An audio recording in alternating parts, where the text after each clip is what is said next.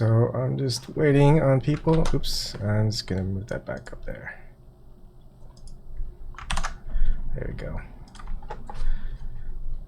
So I'll be looking up. So in this after hours, it's gonna be hosted by Erik. I may be stepping out and back in, so Erik is going to be the one hosting. However, you'll notice, hi someone. I'll at least be able to see what the live chat is, and whenever people, hi Broken Carpenter, and so whenever someone joins, just keep your YouTube video stream on. You can go and just mute it. That way you can see what everyone else is chatting, and we can actually see people live chatting when we replay back the video. So after the live stream ends, all right, there's that's not Niko House. That's so Niko is sharing the account with Erik. Erik is the host, so he'll just need to change his name. Jank or Mini Bond, whatever you call it, he's sleeping. Hi Garden. Hi Sandra. Wow. Okay. Hi Brian. Hi Erik. Do you want to go ahead and change your name so you're not Niko House? Sure. And we don't hear Brian yet. So if you see the YouTube video, Erik, we can actually see the live chat. So you can do discussions on the live chat. Okay, and cool. When people come and view the video later after it's all done, they can actually see all the people that did the live chat. I'm gonna give you the host. Thank you. I really appreciate it.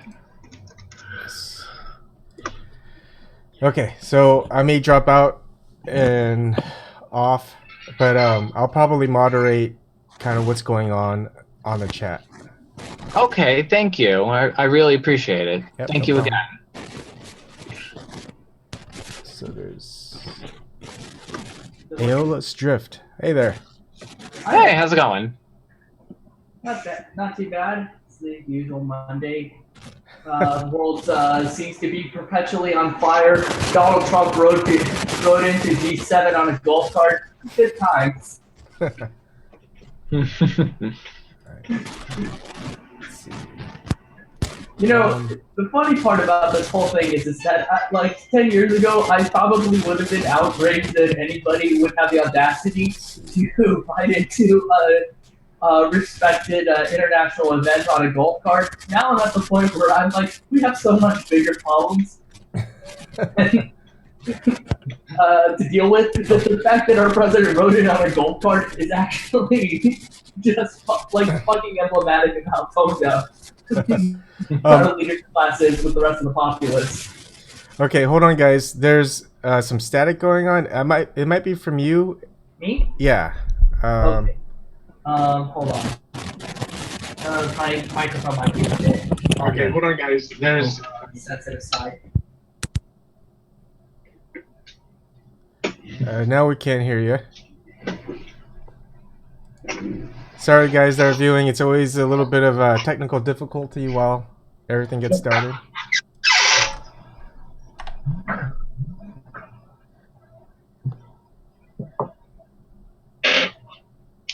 Oh yeah, you got your No Sellouts t-shirt, Erik. Nice.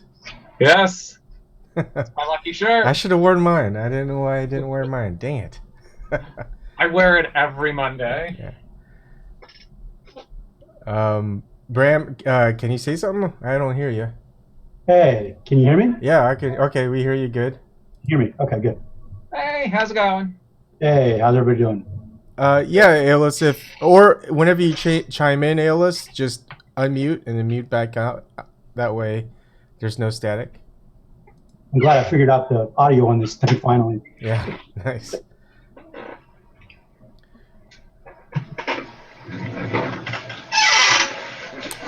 We still can't hear you, Aeolus. You might need to unmute him, Erik. Oh, You've got the Oh, controls right there. click. And Jeremy's on.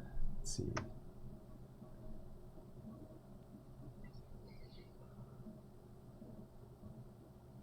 can you say anything, A-list?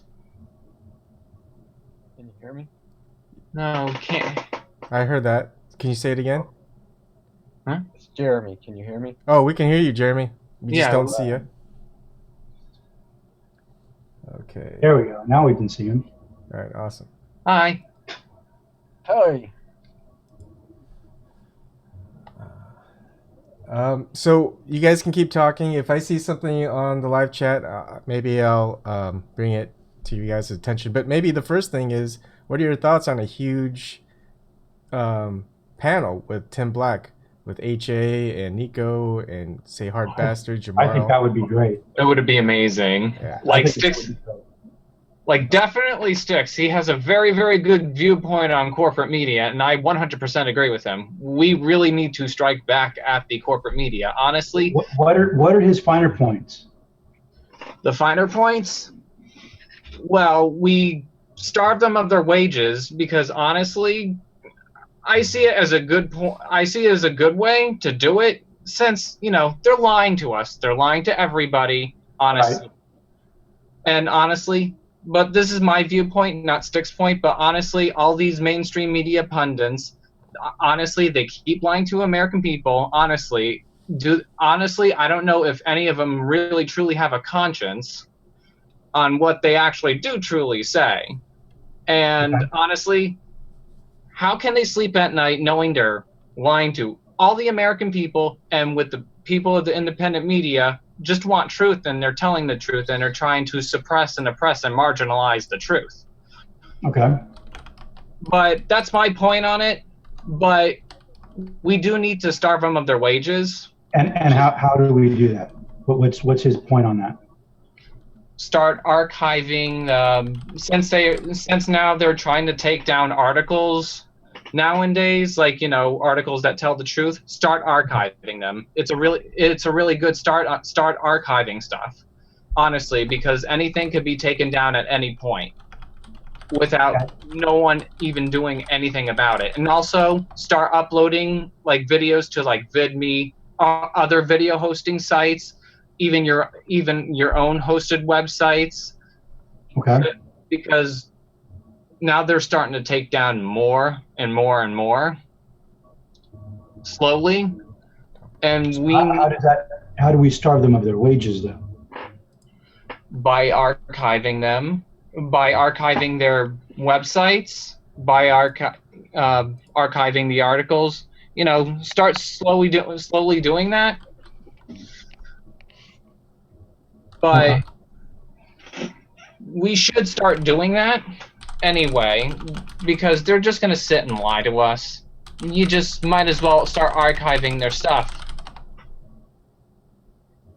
Okay, I'm not quite seeing how that would starve them of their wages. I mean, most of their wages come from advertisers.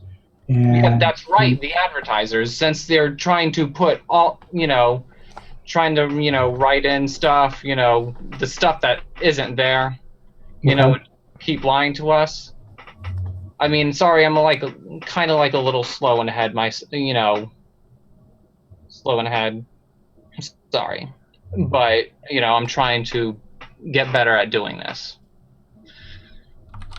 But we need to start doing that. Okay. And start uploading to other video hosting websites, since they're starting to take down videos. Right. Yeah, just like how they took down, I don't know who really took down Hard Bastard's video, but that got taken down. But the good thing, it got uploaded back up.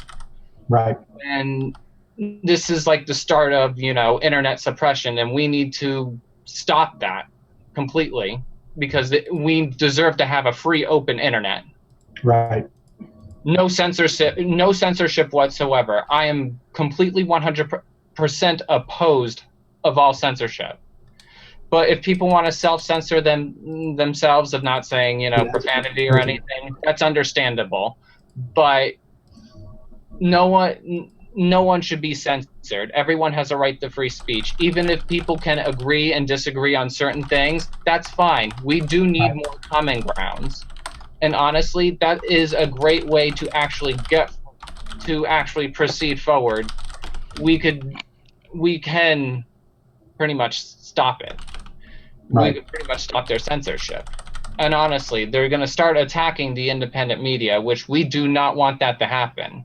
Right. And plus, we just really need to, everyone needs to come together. Yeah, I agree with that. Yeah. Even if people want to agree and disagree, I mean, we should just, everyone should just come together. I mean, sorry I do repeat myself, I'm kind of new at doing this. Yeah, I guess what you're saying is the more aware everyone is. The information becomes, the less they'll be able to monetize it and capitalize off of it. So I get that. That makes sense. Yes. Okay. Would you like to say anything? Like, do you have any topics on? Me or Aeolus? I can't hear you, Aeolus. I actually can't hear you at all. Yes. Are you gonna, would you like to mute me until I fix it? Oh, okay. All right. Can you hear me now? Oh, yes, I can hear you. There we go. Okay, so my webcam mic is dead. That's fantastic. Oh, I'm sorry. No. Well, hopefully the headset mic will have to do for now. I actually did want to bring up, because I wanted to elaborate on your point. I'm kind of two minds. On the one hand, I'm not in the mind of absolute free speech, simply because I don't think that there's anything beneficial that the public can glean from having people like Yiannopoulos and Coulter and Prager a free platform when they already have platforms that they already use on a regular basis to sprout their own ideas from, and mostly it's the idea that we as the general public have a right to demand an audience from people who do not wish to listen to us. Just for me, philosophically, I feel that's a bit iffy, but I do agree that we as independent media need to be prepared for strikebacks against the general media at large. And this is going to happen regardless of whether or not we have that unlimited free speech zone, or if we're living in a zone where anybody can pick and choose which ones they don't wish to listen to. Ultimately, it is up to us to convince other people that our words are worth listening to. And the same should be true vice versa.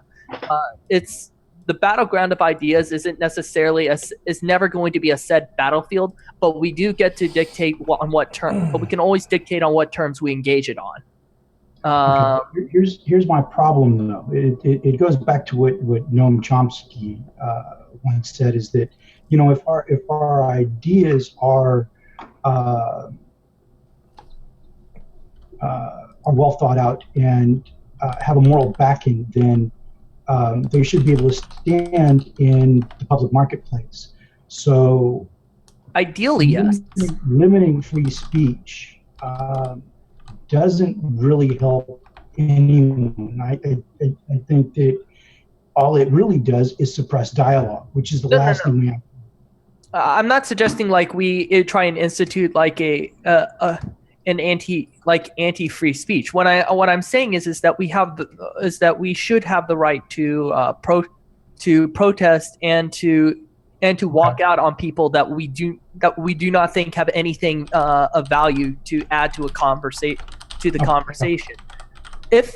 If these people want to be taken seriously, then it's the onus is on them, and it's also on us to convince other people that our words have merit. H.A. Goodman did not get people like H.A. Goodman and Tim Black didn't get where they were just because they were given a free pass to say whatever they want. They earned their audience-ship. They earned their viewers, and I don't think that the idea that debating stuff like whether or not white people have been with neo-Nazis about how the superiority of white people over the rest of us has any merit of discussion. I simply do not. That's my position.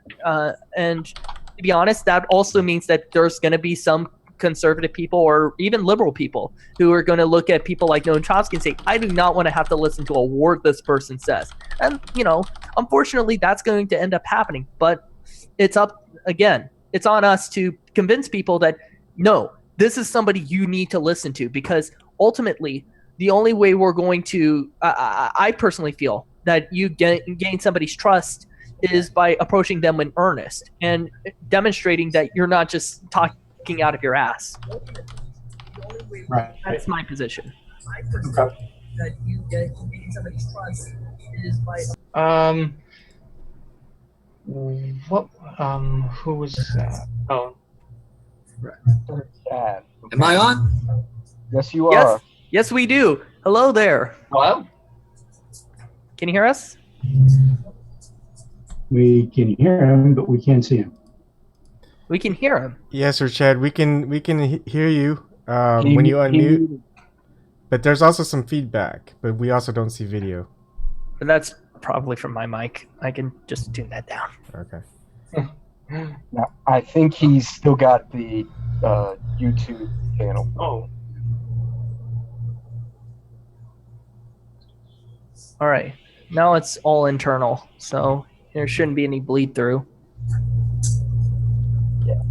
Mute the YouTube feed. Oh, are you listening to the YouTube feed? Yeah, turn the YouTube off if you've got it on. That might help a little bit. Where?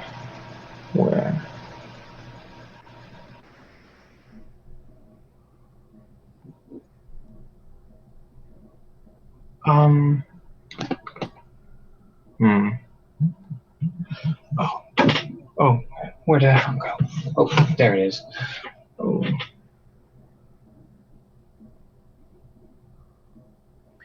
All right. So I'm a little nervous. Oh, don't be nervous. No. We're nice people in here. Okay. I'm a little nervous here, but Okay, what are we going on to now? Well, shoot. Who wants to brush on the Seth Rich thing? If there's anything to add to that. AJ was really spot on about Seth Rich on Crosstalk. Yes. Okay, I missed that. What was his main his main points? The basic point that H.A. Goodman was getting across is that was discussing with the DNC staffer about Kim.com and his testimony. And his basic point is that the mainstream media has been hounding at Kim.com with basically attack ads. So they're not technically advertisements, but basically hit pieces, hit opinion, hit ops, and so on and so forth. And the real question is why are they so afraid of Kim.com potentially testifying before Congress, and why are they trying to poison the well before he even gets to the Capitol Hill? And and ultimately, one of the few possible reasons is because they're trying to give flack, not only for the DNC for its whole Russia narrative, for their own Russia narrative, but also because they had also been in collusion with the DNC, and the DNC is now currently in a shit field about the Seth Rich thing, specifically because he was on their payroll, and because he may or may not have potentially leaked their information to WikiLeaks. So if it's found that WikiLeaks was the contact Seth Rich had reached, or if Seth Rich was the WikiLeaks contact, I suppose it's the other way around, then that means that there's a political motive for Seth Rich's murder that goes far and beyond just a simple botched robbery gone wrong. Well, I think that comes out in just the narrative itself. I mean, there are just so many holes in the media narrative that how can you not draw the conclusion that there's something shady going on? I mean, it's pretty obvious. I mean, I personally would never bring up the Seth Rich story on my own, mostly because I don't think there is enough evidence for me personally to stake an opinion one way or the other. I will say, however, that Seth Rich, Kim.com, that guy deserves a chance to at least say his piece. I can evaluate him after the fact, after his testimony, and weigh whether or not I believe him to be a credible testimony, or whether or not I feel his evidence was bupkis. But he hasn't laid his piece on the table. He's announced that he's ready to. Now we need him to do so, and to make any preconceived conclusions on this based on our own preconceptions of Seth Rich being murdered or it being Russia is just at this point just conjecture. What we need is evidence on the table, and if Kim.com has that evidence, that needs to be brought forward. No questions asked. Right. Yeah, at the very least. Erik, did you have anything to add to that? With Kim.com, I really like the statement last Monday. He really does have something, and this really does need to be handled delicately, though. It really does. Yeah. Especially with something this major. You know, let it take its time, so we could actually find out who murdered Seth Rich. Yeah, and God, it's kind of scary though. I mean, I certainly feel bad for the family in this scenario. I really do feel bad for the family, and the mother is, you know, she's very, very nice, very, very kind, very, very, you know, she really wants to find the murderers, and honestly, I could relate to that.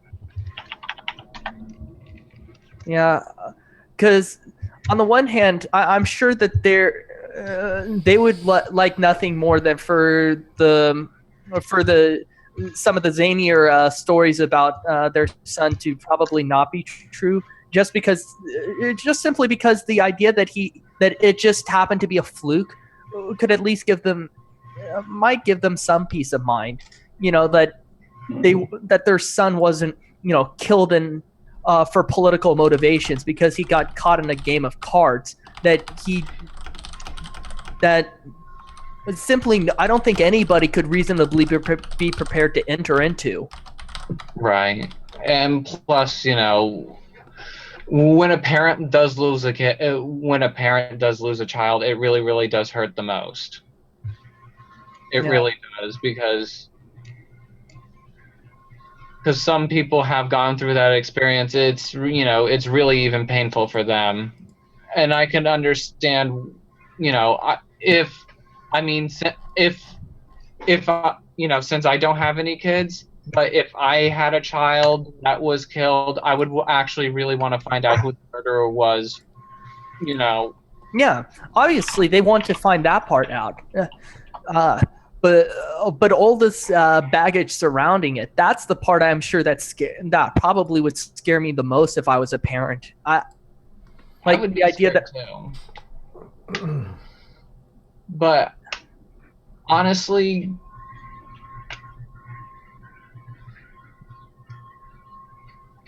I forgot what I was going to say. I'm sorry. It does happen to me. No, I'm even worse about it, and it's only amplified by the fact that I have a bad tendency for rambling. Nah, like me, I have a learning disability. Sometimes that actually does happen to me.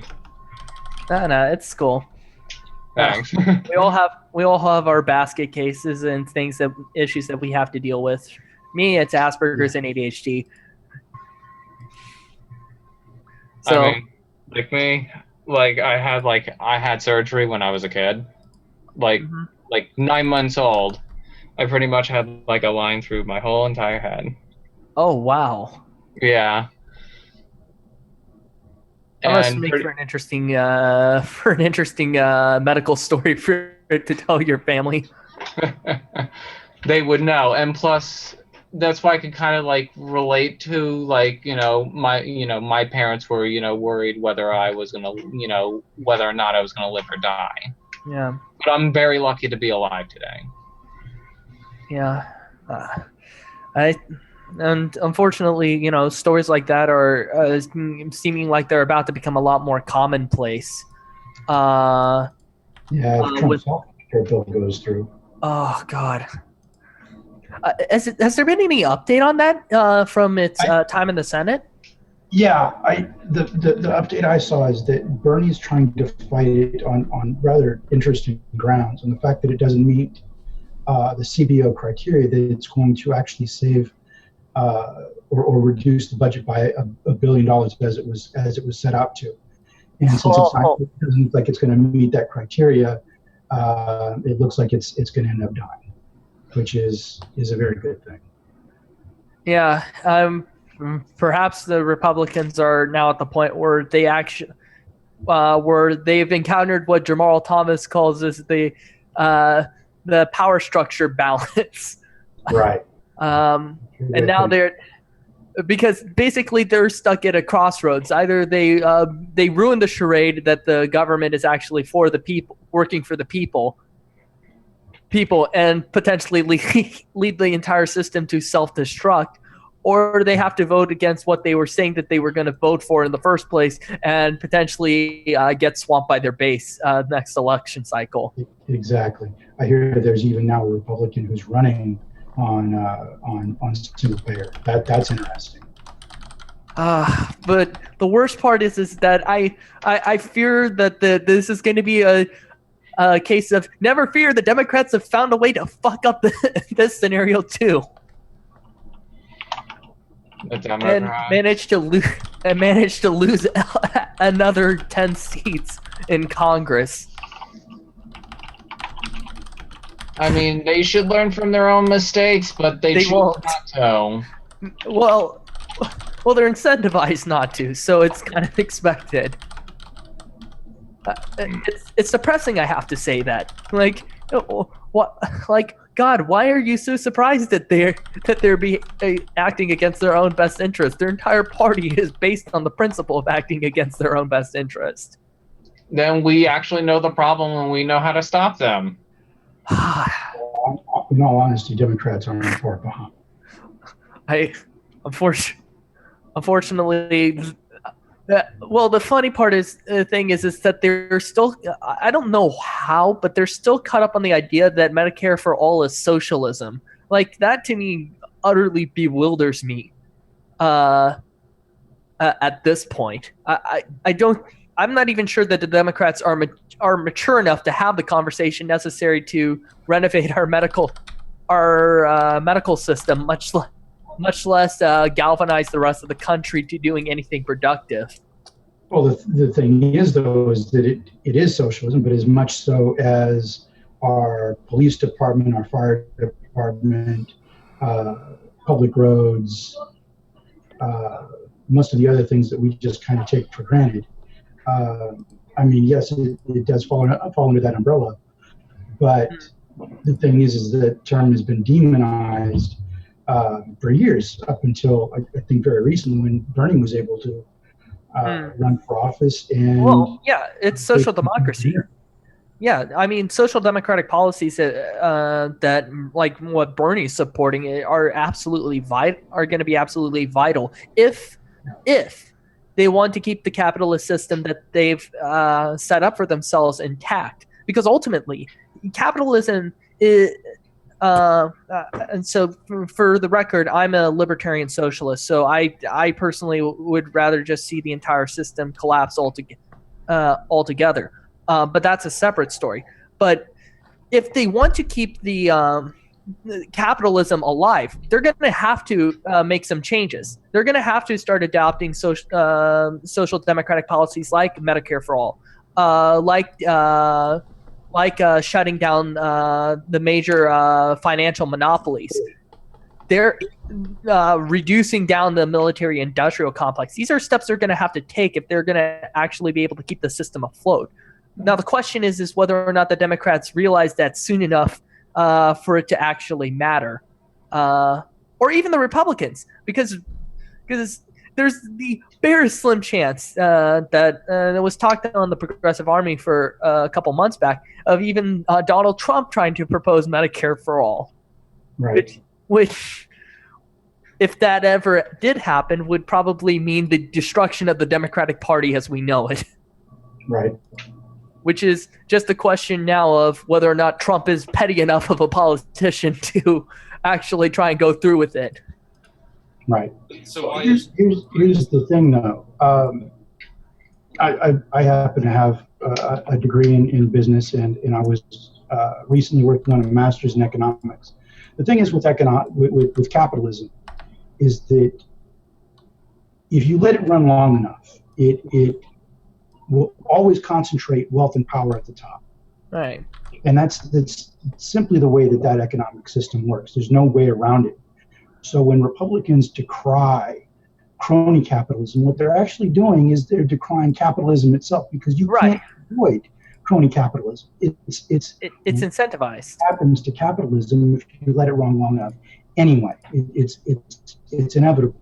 What Bernie is basically we're going to do is allow capitalism for the majority to continue, but just with socialist implementations put into place to allow it to continue, which works out for the betterment of everyone.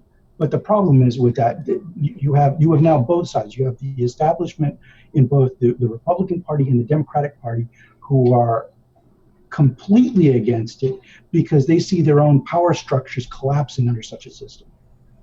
Right.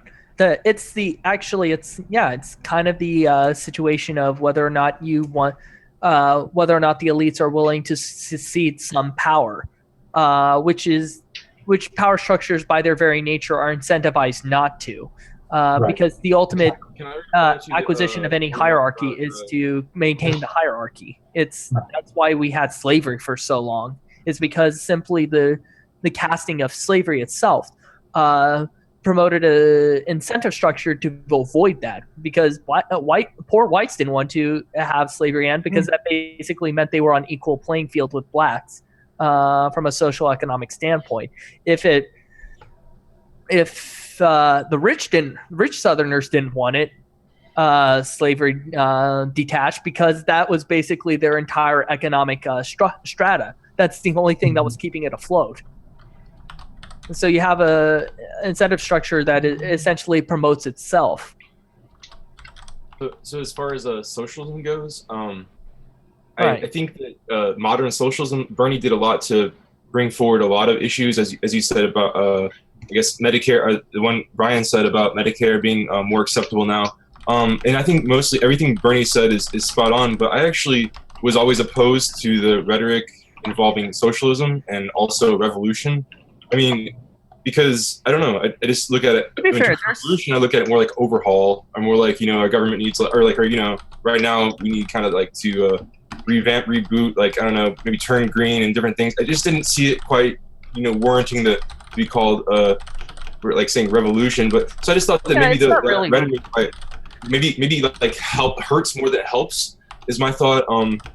So when you said that if Trump would legalize, or if Trump would, make Medicare for all or something, that would basically tip the scales and make him definitely have a victory next time around. And I was thinking the same thing with, like, if he legalized marijuana, because I saw a poll that said that 69% of Republicans under 40 are in favor of this legalization. Yep. So I think that could also tip the scales. But I just want to ask, why is it that the scales can be tipped so easily? Is it because, Trump is so good, or is it because the Democrats are so bad? I mean, most people right now argue that it's because Trump is so. I mean, most people argue that we just have to defeat this Trump, and they don't ever look at the Democrats being bad and like having a faulty position. Well, so that's my one question. And then the other thing is to say that I wanted to comment and say that there is Eduardo Galeano mentions somewhere in his writing. He says capitalism existed before it was called capitalism.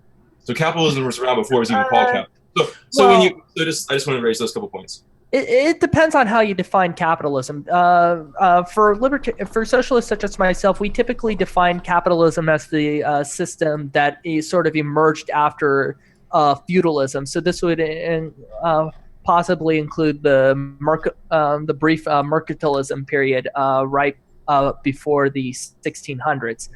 When you have the founding of stuff like the Virginia colony and stuff like that. Feudalism was also capitalism. I'm sorry. I mean, I think that you can look at it however you want, but I mean, it was still banks and based on currencies validated by the government. I mean, even in the Bible, you have Jesus saying, "Give back." So.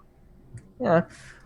Yeah, it depends on what necessarily what you define as capitalism. So for us, it would be stuff like three things: private ownership over the means of production, a wage-based economy, and a market economy that is where goods and services are traded. That's how we would define it. So which one of those were lacking 2,000 years ago? Huh? So which one of those things were lacking 2,000 years ago? I would probably say privatized ownership over the means of production. In the founding of Rome, the Romulus and Remus, they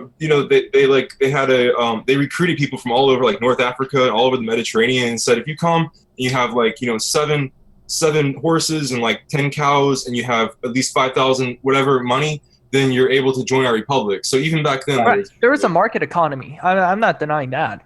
But you said private ownership is what you just started saying, and so that was privatized voting in Greece. Voting, under based on. All right.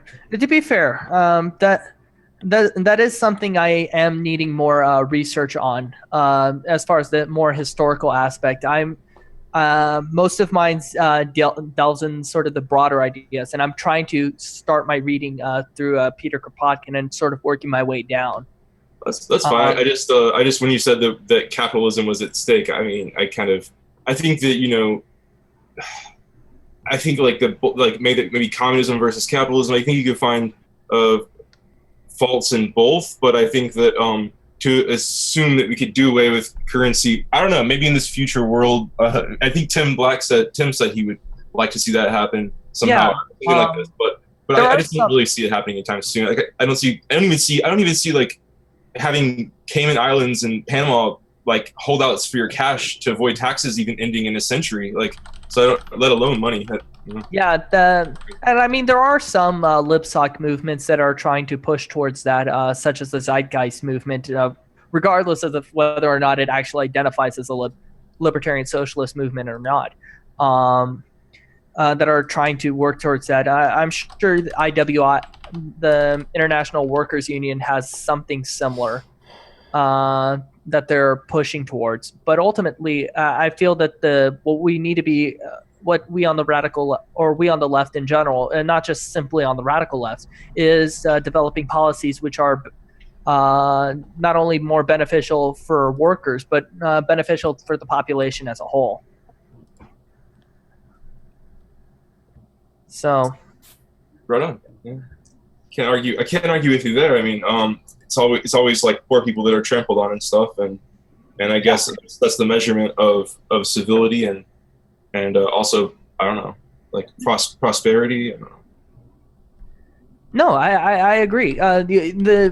Ultimately it's the workers that produce the value of the system. If all the laborers in the world stopped working for the major corporations, capitalism as we know it would completely collapse, simply because there's nothing to hold that manufacturing. Now it's true that automation is coming underway, and since it's there's a lot more automation now than when back in the 1900s.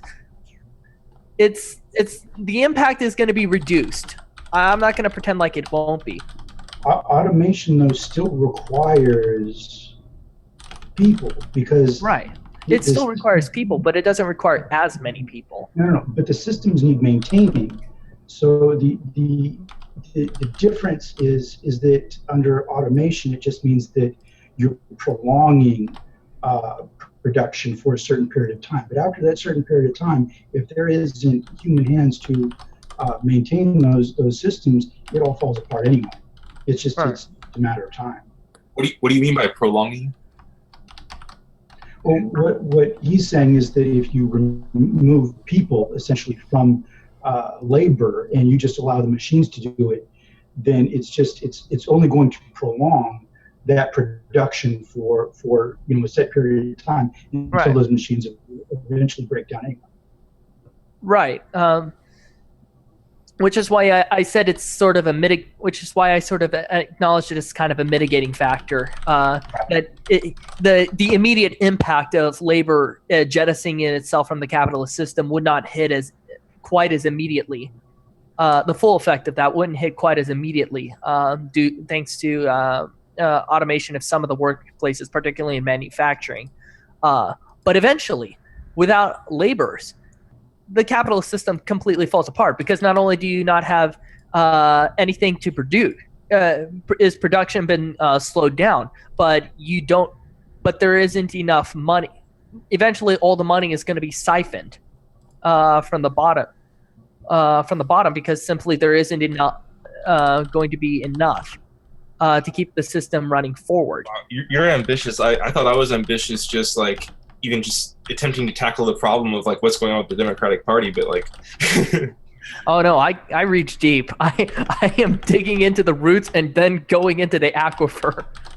I just think that if we don't got our stuff together, I mean, there's an elephant in the room. The Democratic Party is in disrepair, and the people at the top are completely in denial about this and delusional and out of touch. And so like it's like, if we sit around and we twiddle our thumbs, we can talk about whatever we want, but there really is no course of action. It's kind of like a monopoly in any sort of sense of the word. I mean, they got the monopoly on the liberal side of the aisle, and I mean, like, since they have a monopoly and there's nowhere else for us to go, they can treat us however they want. I mean, if you had Best Buy and Circuit City and the one makes you mad, you can just go to the other. But then when Circuit City closes down, I guess saying that there's excluding online shopping, it's really hard to really wonder where else you could go. So Best Buy can just be like, whatever, we don't have a good return policy, we're just going to treat people bad. And I think like the Democratic Party knows that they're too big to fail, like one of Obama's banks. And and that's where they can treat us irony. however they want. And we really, and it's really, they're right. They can block us out and like block out our voices like they did up until the election, trying to like get her in last minute. And I said it was like Indiana Jones sliding under the door, grabbing his hat. Like it was just like really just trying to push away the truth until you get elected, then you can change it. But it didn't really work out. But they just like stifled information. They can do that to us. They talked over our heads. Oh, what WikiLeaks? Remember the whole play on WikiLeaks was like, what WikiLeaks? There's no WikiLeaks. Oh, it's just that silly nonsense, the silly recipes for whatever guacamole. I mean, like, don't worry about it. We're not going to let you know about it. You can't read it. All these things. So like they really, my situation, my thing is that I feel like is fundamental is the elephant in the room is we should just address that. Like what we don't have a viable third party really that's promising at the moment, and like the Green, they're nice, but they don't really seem, like I said, like with Bernie saying socialist and revolutionary, that pushed people off. That like you need to be centrist enough, and otherwise there's just no hope. And when there's no hope, you're not going to rally a bunch of people. You're not just going to get people on the street to go vote for somebody when there's no hope. What they want is not that same old third party guy that has no chance. So what I'm saying is, like, if the Democrat Party is falling, is disintegrating, and they're losing all of their old traditional holdouts and like their old stomping ground, their old constituencies are all the I said this on when I called in Tim's show one time, that they're losing. They used to have like all the hippies, or they used to have all the people who are really for equality and rights and humanitarian issues, and like they used to just have us all, like all the environmental people, all of the students, all the academics, and nowadays, I mean, anybody who sees the Shroud, of course, we're just falling by the wayside. So the Democratic Party is weakening itself almost, and refuse to get stronger, and they're like doomed to lose against Trump, and the next time around, or very likely might. And even though it seems crazy, even though it has so much media force, but my thing is also that just that I'm sorry, I'll get back to it. It'll come to me. No, but I mean, that's true. I mean, currently the Democratic Party is in such utter shambles that it's stuck blaming superhero movies right now for its losses. I'm not fucking joking. There was an actual fucking segment on Bill Maher's show where he literally spent 5 minutes blaming superhero films like Marvel's Avengers for the loss of Hillary Clinton. So what I was going to get to is the superdelegates. I mean, superdelegates, they came out in WikiLeaks. If you're still paying attention all the way through, it came out in WikiLeaks that was an empty gesture to the adjustments made. The revising of the superdelegates was an empty gesture, and we have it in their own words. And so, like, of course, like that, and like the Pied Piper emails and everything else that's very, very relevant. I'm not saying all of it's relevant, and of course, it's just it's a issue that we should talk about. Like, we should have time to talk about. Oh, can you excuse me for a sec? I'll be right back. What I said before is I think that any kind of trial, there's a lot of lengthy deliberation, and whenever the WikiLeaks stuff came out, it was just like Hillary's camp was just like, you know what, we're going to stifle this information. It's illegal. It should be illegal. And I'm like, as American people, we should think about this and consider this maturely, because really, if WikiLeaks information comes out on other countries, like say that Duterte guy in the Philippines, or somebody who's doing something questionable, and then are we going to have to like just be against it? Otherwise, if we're not against it later and we were against it for Hillary's sake, then we look like we have no principles. Then we look like we just make up the rules as we go, and we can't have that as one of the most powerful countries in the world. We just cannot. It's just not an option to lose face again and again because on behalf of Hillary, So especially on behalf of Hillary. Just let's put that for a second. We are putting our own the Democratic Party is putting its own integrity on the line for somebody who wouldn't put their integrity on the line for a fucking cupcake. To save a child, much less to save the country.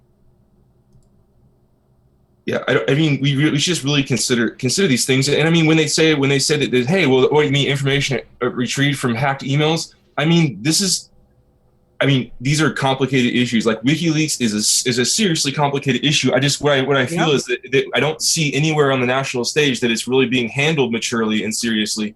And so, like, that's one of my issues. And of course, it's very convenient that we don't talk about reforming the Democratic Party in any true way. That we don't say let's really get rid of superdelegates. So of course, yeah, that's very, very convenient for them, and that works out perfectly for them.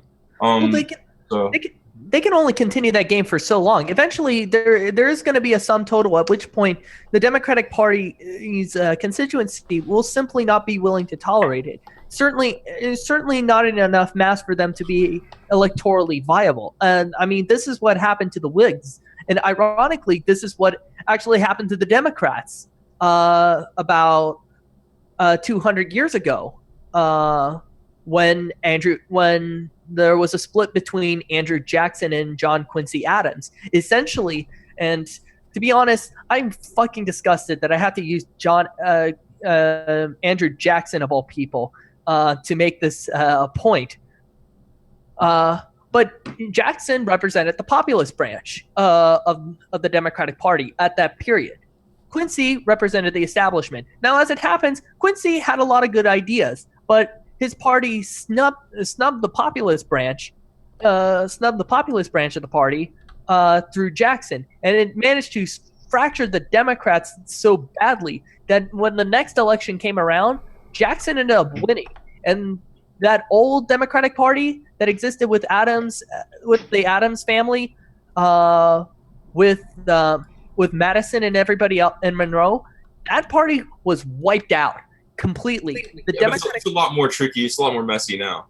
It's a lot more messy now because now it's not a one-party system. Because at the same time, maybe we have less choice. I mean, maybe things are less fresh and people don't really believe in it. I mean, not only is there a lot of apathy, but there's just a lot of unwillingness to believe in a third party. I mean, these are two obstacles. I mean, there are many obstacles, but yeah, there are. Unfortunately, I don't think that I'm of the opinion we need to be a lot more long term and think not just in terms of 3 parties, but we need to start thinking in terms of as many parties as we can establish. And to that end, I think it's useful for us to work. Huh? How about just one good party? Single party rules have a really no. I mean, just as long as out of however many parties, as long as we have one good one. Yeah, I think that the question is how do we define that one good one, and that's a separate conversation. I think that's a bit of a separate conversation. Although it's one that's before we were talking about maybe Tim Black and a couple other people all kind of doing a show, and I guess I missed that part of the show just now. So I think that that would be something that would be a sort of coalescing and agglomerating in a really helpful way. I think that those guys all being kind of powerhouses on them or their own or whatever, or be independent and strong and have their own healthy, vigorous point of view. That would be very good. And I think like getting all this constituency together, it's unfortunate that the TYT and these guys over here have the big beef, because honestly, there's something to be said about all of that coming together, because really, like, we're already like small enough, and the more we subdivide it, it's worse. But because Jordan Sheridan, Mike Figueredo, and Jimmy Dore are all fabulous. Well, not Jordan Sheridan. Jimmy Dore individually, they're pretty good. And Jordan Sheridan's okay, but I just want to say real quick though that I think that there's a constituency here, and so you say, well, how do we get a good third party? And what I think is one big thing that could really help, at least raise a voice, at least help to put a larger pressure on the Democrats to like Bernie did for Hillary to adopt things, but even more so, hopefully. What would work really well is if Tim did join in with a bunch of other people, but I hope Tim really heads it, because I like Tim the most, for sure. But if they joined together, they would pull all that constituency together. So by having like all the constituencies start to like flock around the same like watering hole, or like all the people who are on the far left, and they can all, and who all watch these various shows and personalities could all sort of come together for like a dialogue, come together for to like sort of just start to build something out of scratch, start to build something which really does reflect, well, Bernie it really reflects Bernie. I mean, Bernie had amazing ideas all the way across the board, and I mean that's what we really need. That's all we really need is just like Bernie's policies, and we're good. Like, honestly, so it's already laid out. we all agree, and so like we've got to get back to that and remember that. Yeah, well, I mean, ultimately, at the end of the day, we're all kind of united on the front that we want a society that is better for the lowest classes of society to be able to survive in, and not just because we think that this is a charity case, but because we want to maximize their ability to live up to their potential. And that's right. And when we do that, we maximize our own potential. We maximize the country's potential as a whole. When you hold back the supposed lower classes, what you're actually doing is you're holding back the entire society, and that becomes a problem for everyone. Yep. Because if you do that, then you have no way of knowing what kinds of advances you're missing out on, and you're giving now those opportunities to other countries. And I mean, why do that? Why handicap yourself in that way? It's humanitarian aid logical range on a continuum of. I mean, it can be very vital. I mean, we need saving lives for a couple bucks. I mean, that's never going to stop being important, and it's more and more important as we get into the future and the world gets smaller. I mean, Ralph Waldo Emerson is my favorite author, one of my favorite authors, and he says in there, why should we worry about what's going on in the Caribbean when you got poor people on your block and down the block? And I really get that sentiment. I get it. But at the same time, like, all those lives are lives too. All those, and we can relate with each other. It's not that hard. I don't know. I guess it's sort of like, I mean, I'm cosmopolitan. I identify as sort of cosmopolitan in like, you know, looking at things as like a citizen of the world or something. And you know, I just don't see that there's that much difference in anyone. I think it's a common thing to say. I'm saying something very cliche. No, I think that's a perfectly valid position to have. Yeah, no, I just I don't know. I guess I think I want to say something. So like we're talking about labor and working and everything, and you know, it's true that there were people like 150 years ago who were like getting boss deals on fantastic land in Hawaii and the West Coast, and there were other people who were slaves. And so like, how And do there you were people whose lands we were stealing for that. The founding fathers, they had slaves, but they also had leisure because of the slaves and wealth because of the slaves. This is a professor argued this, so don't put it on me. But I really like I dig the point because it's nuanced and it has that contradiction. But like he said, you know, but so they had that leisure though, and then that was enabled them to study and like actually make a badass you know, constitution. So how do you deal with that? And I really don't think you can ultimately. Wisdom lies in contradiction, as Montaigne says.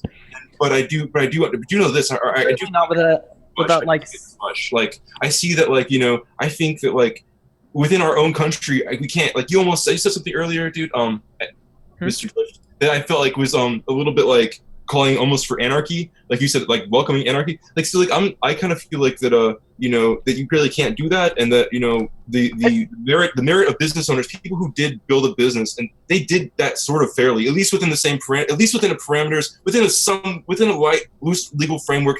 I mean, come on. I mean, you're a family built something up over no. Like they're entitled to that wealth, and then we're just like, you know, my dad who's a union guy. I assume even that wage is like unfair if you like compared it to somebody in maybe Puerto Rico or something like a Costa Rica where they can make like $2 an hour, or Afghanistan where they make like $800 a month, or China where they make like $2,000 a month, like, or, you know, like all these places. Like it's unfair to make those but at the same time it's very fair because you do that with an agreement and in a lot of, I mean, so we have to, I feel like there has to be something that upholds this, like that upholds the validity and entitledness of everything. I'm not that anarchy whatsoever. And that's totally fair. You know, I certainly have my position of disagreement with that statement. Me being personally as a libertarian socialist, so I'm kind of already in that sort of anarchy circle as it is. But I will say this, regardless of where I personally stand on where I ultimately would think society should eventually lead towards, I do think that we can all agree that the country and certainly the world would be better off if we could implement social democratic policies globally. For me, it's just a step towards getting to a stateless and ultimately classless society. But who knows? Who knows? Maybe it'll turn out that this step may be just enough as long as we maintain it. It may just be enough for us to be able to live with some relative degree of peace. I'm sorry. I really got to go. I've got to get up early in the morning. I'll see you guys. No problem. You have yourself a wonderful night now. Have a good one. You too. See you guys again soon. Thank you so much, Brian. It was nice meeting you. Thank you. Nice meeting you guys too. Have a good night. Good night. Good one. So I just want to keep it to something that's going to succeed. You know, I wanted to keep it to something that's going to win. Like if whether it's we're pushing something for the Democrats or pushing for something for a third party, like let's keep it a platform that people can get on board with. So like, I mean, I think the European model in education, higher education, the European model in Medicare, that's just fine. I mean, let's get to that point. If we shoot for the stars, I think Obama had a saying about that. Like, you know, don't throw out the, or whatever, so settle for the, I don't know, you know, whatever. Don't throw out the baby with the bathwater. Just like basically, let's go for something that's not. Oh, we have a new person. Amazing ideal, but something that it could be very much livable with, like a good solution. I think that education system works well over there. They get to go to secondary education, get pretty good quality education. The medical system obviously works well, and the brunt of all the R&D, the research and development efforts shouldn't just be in the United States. No. Something the TPP and the coordinating with other countries, it all could be some positive in it, but I think if it's written by the corporations, it's going to be in benefit of the corporations. So that, like, you know, if we get more somebody like Bernie in there, then a TPP under like somebody like Bernie would where it was like on behalf of people and really furthering the medical research part that helps benefit people and like coordinating and collaborating. But that has nothing to do with profiting. It doesn't have so much to do, honestly. It doesn't have to do with the profiting of like whatever corporations in the top Nasdaq 500. I don't know, you know what I'm talking about? Like it doesn't. It's a sensible, pragmatic human thing. But back to what I was really just saying was just that we should have like that's my opinion, is that we could just go for that, and I think that's more agreeable and like broadly appealing. Well, I think it's more immediately appealing. I think it's more immediately appealing. I guess that's the difference in perspectives between you and me. Before I get on too much of a tangent, I think we had somebody new jump in. We have Red Economics. Hi, can you hear us? Oh, wait, where did she go? Oh. Red Economics, come back. We didn't mean to scare you off. Oh dear. Well, this is a bit awkward. That's okay. Oh, wait, she's back. Hello there. No video yet.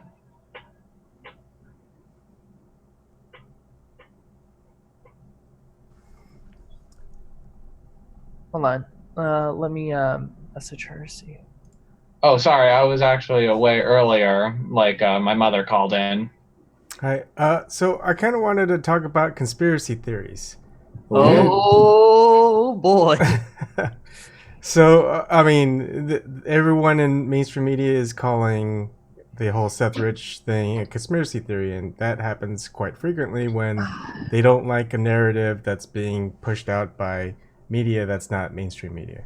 Exactly. So what are your thoughts about the term has theories? Really the term has really lost its meaning, or rather it's kept the same meaning, and it's just now that we're just realizing, oh, that's what it meant this whole time. For me, are we talking about that the Seth Rich thing, or the word in the term and the? I think anything. I think a bit of both. Yes. Conspiracy theory to me, I feel like I'm a conspiracy theorist. I believe, like anything where there's theory, it's kind of the scientific meaning. That's why it's not called scientific belief, or it's not. That's why it's not called conspiracy belief. Like conspiracy belief is just believing in a conspiracy with no evidence, no facts, no real data that you can actually back up and systematically test to reveal. There are definitely instances where people are totally loony. Oh yes, where they're totally nutcases. So I would call them theories too. But... Well, see, the thing is with theories, you have a hypothesis, and then you kind of test that hypothesis with the data that's presented, and then so that relates directly over to the Seth Rich thing. So because we really have a theory, then people have hypotheses, and it's just obvious what can and can't be done with that. It's sort of, I don't know. No matter what issue it is, I mean, I'm not trying to be a cop out, have a cop out answer, but no matter what issue it is, I really try to like stick with what's practical. I don't want to subscribe to ideas of like supernatural forces or things that, or whenever it borders onto something that's unknowable. It seems to me to be unknowable. I mean, I don't know. I can speculate all I want, but I feel like it's better left to lawyers and to investigators and I mean, it's our job to it's our job, just like when the media failed before the election with not really discussing how Clinton really was, her true colors, or the WikiLeaks, with how the media failed, then I felt like it was more like just citizens' job to like speak up and like share the truth. Like whenever marketing and PR and all this crap, advertisements overwhelm us, and we can realize that we were the original marketing, just our word of mouth, and we got to try to restore that. So there's all these the media is the fail-safe for the politicians. They should be covering and keeping them honest. And if the media isn't honest, then we're like the backup. That was how I always viewed it. And for one thing, we have a limited ability because we're just regular, amateur, just individual people. We have a limited really ability what we could know, and then but also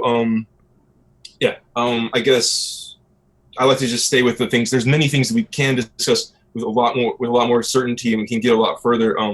But yeah, by all means, if it's something that the media is not covering, refuses to cover, is covering suspiciously, then then I think that I can say that I do think that's something we're here for, that we should be doing. So, but other than that, I don't know what to go with it. But about the word conspiracy, let me just add one more word really quickly about the word conspiracy.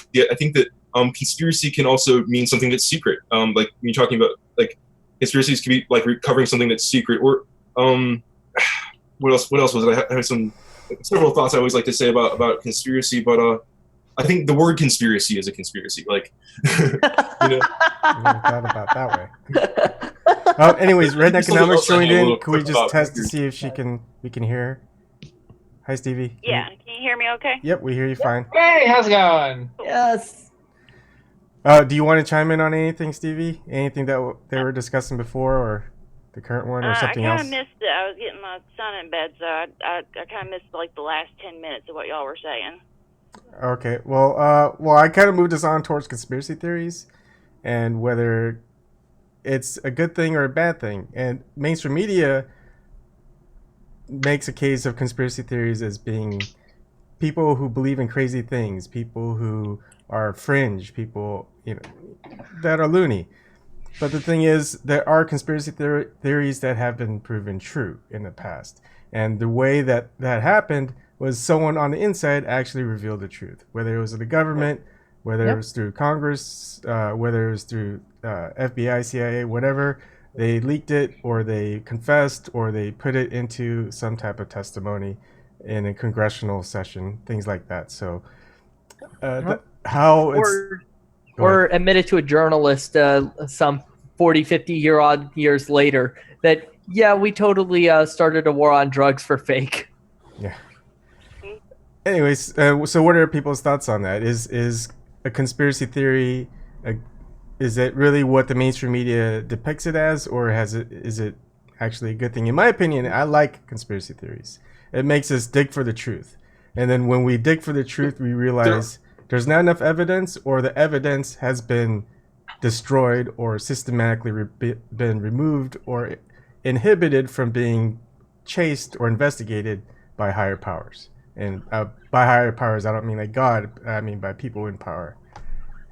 I'm really just interested in law and philosophy and things. So like I'm less interested in things that are harder, like, because it's always going to be hard to get your hands on things with conspiracy. Conspiracy theories is going to be like those movies that you don't know at the end. Like, they're good too, but sometimes they piss you off. And I like I like the things that can that are more tangible and concrete.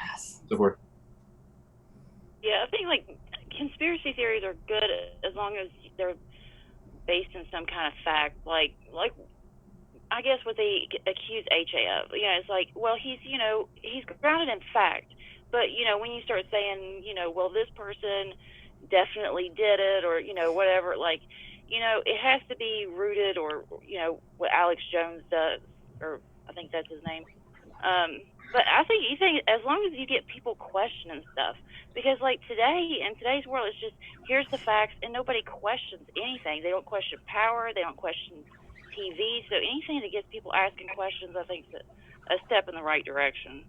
Yeah. Like there are certain propositions which probably could be more or less thrown out on more or less on face value, like the whole lizard people things, or but there are some that are lizards. David Icke, which perhaps the greatest thing that he's ever produced was that debate between himself and Alex Jones about whether or not it's the juice or the MWO that's behind the greatest corruptions of the world. Not even realizing that they're arguing about the same thing. But in full seriousness, though, I'm of two minds. That there are some. On the one hand, there are some conspiracy theories that are out there which are absolute junk and probably should be ignored on face value. But on the other should hand, we be calling them conspiracy theories, or should we be calling them something else? Conspiracy beliefs, conspiracy something other than theory? Because now fair point. Yeah. You've got the two words conspiracy and because theory actually implies that there is some merit and value to what they're actually proposing. Exactly. Yeah, theory is just like scientific method. Yeah. To be honest, if we're trying to apply it with some level of scientific rigor, then yeah, I think that there are some.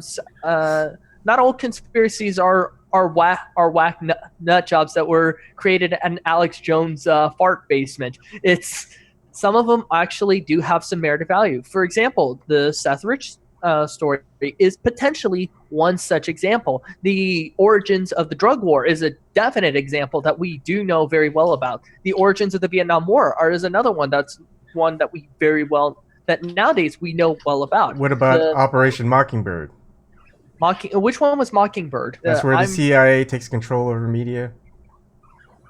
I do not know enough about that one to make a definite claim, and obviously, if I don't know about it, I should. What Redneck Economics was saying was about people not questioning stuff, and I said that's like skepticism. So I just think that whenever I was going to school, I didn't go to any fancy school, just regular public school. I mean, yep. All growing up, and I heard in school that it's good to be like a critical thinker and like think outside the box. And then like when you want to apply that these days, and like you see the media failing to apply, like well, no, even in school, you're just realms of sophistry and pathos and theater. So like I don't know. I guess it's just funny because there's so much browbeating and people trying to like strong arm you and just say shut up. Like whenever everything is being exposed with Clinton, if you try to mention it, people just like shut up. She's way better than Trump. Just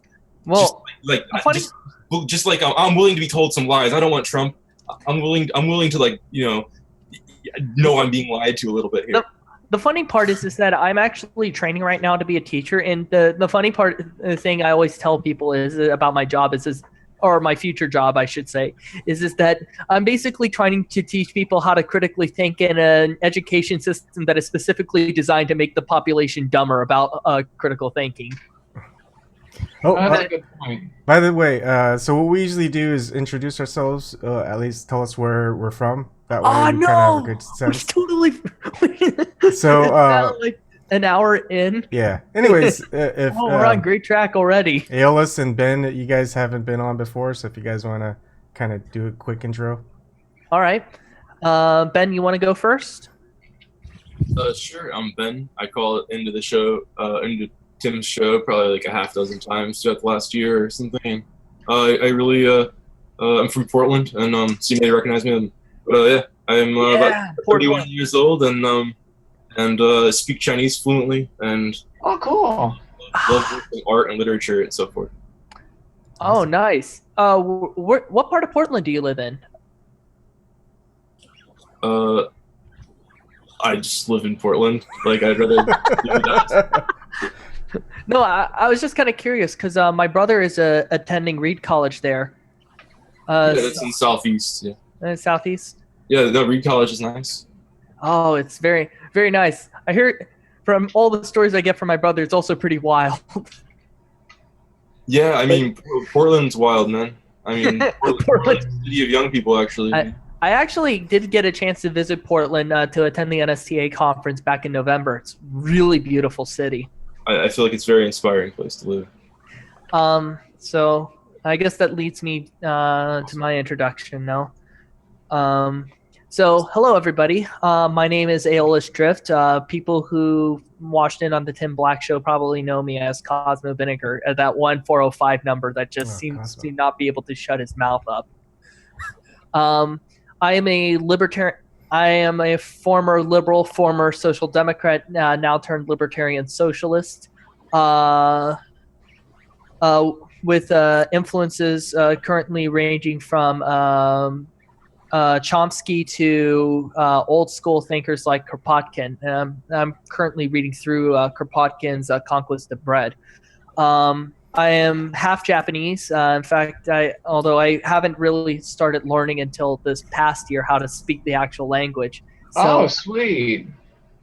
I'm looking very forward to it, mostly because it gives me a chance to talk to my relatives across the ocean in their native tongue. So it's something that really excites me. As I also said before, I'm a science education major, looking to teach high school physics. So I consider the pursuit of learning and learning about the world is integral to the kind of person that I've become. And that's why I've adopted radical politics as sort of my general go-to. All right. Nice. Erik, so where do you want to go next? Or does anyone else have a topic they want to start up? Trying to think of a good topic. Do we want to do like a serious topic, or do we want to try and break it with some levity ones? Bill Maher? Oh God! let me speak about Bill Maher. No, me first.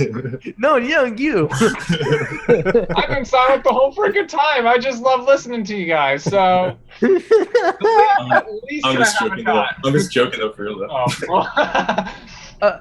I will say that. I'll say this: Bill Maher could probably, if I have to deal with one more person bringing Bill Maher as the intellectual star of the left, I might actually have to throw myself at the person, just not to beat them up, but to just shake them vigorously. So I have to say, I think what the evidence is of the fundamental shift and change in the Democratic Party is exactly in the disparity between what they say has changed and what we all know actually has changed. For example, Bill Maher was on there ridiculing poor Cornel West with pre-prepared, attacks and stuff. Oh yeah. And I just never saw the day. I thought I would see the day whenever like this strong liberal would bring on somebody to humiliate him and make a fool of him just to score a little point. And so it's like things have really changed in the last 9 months. And if you look at the media though, nothing's changed. Everything's exactly the same. It's the same old good old Democratic Party. But they tried to win an election just now off of that latent reputation and off of that like inertia from all those years of actually being on the side of civil rights and the people and things like that, or at least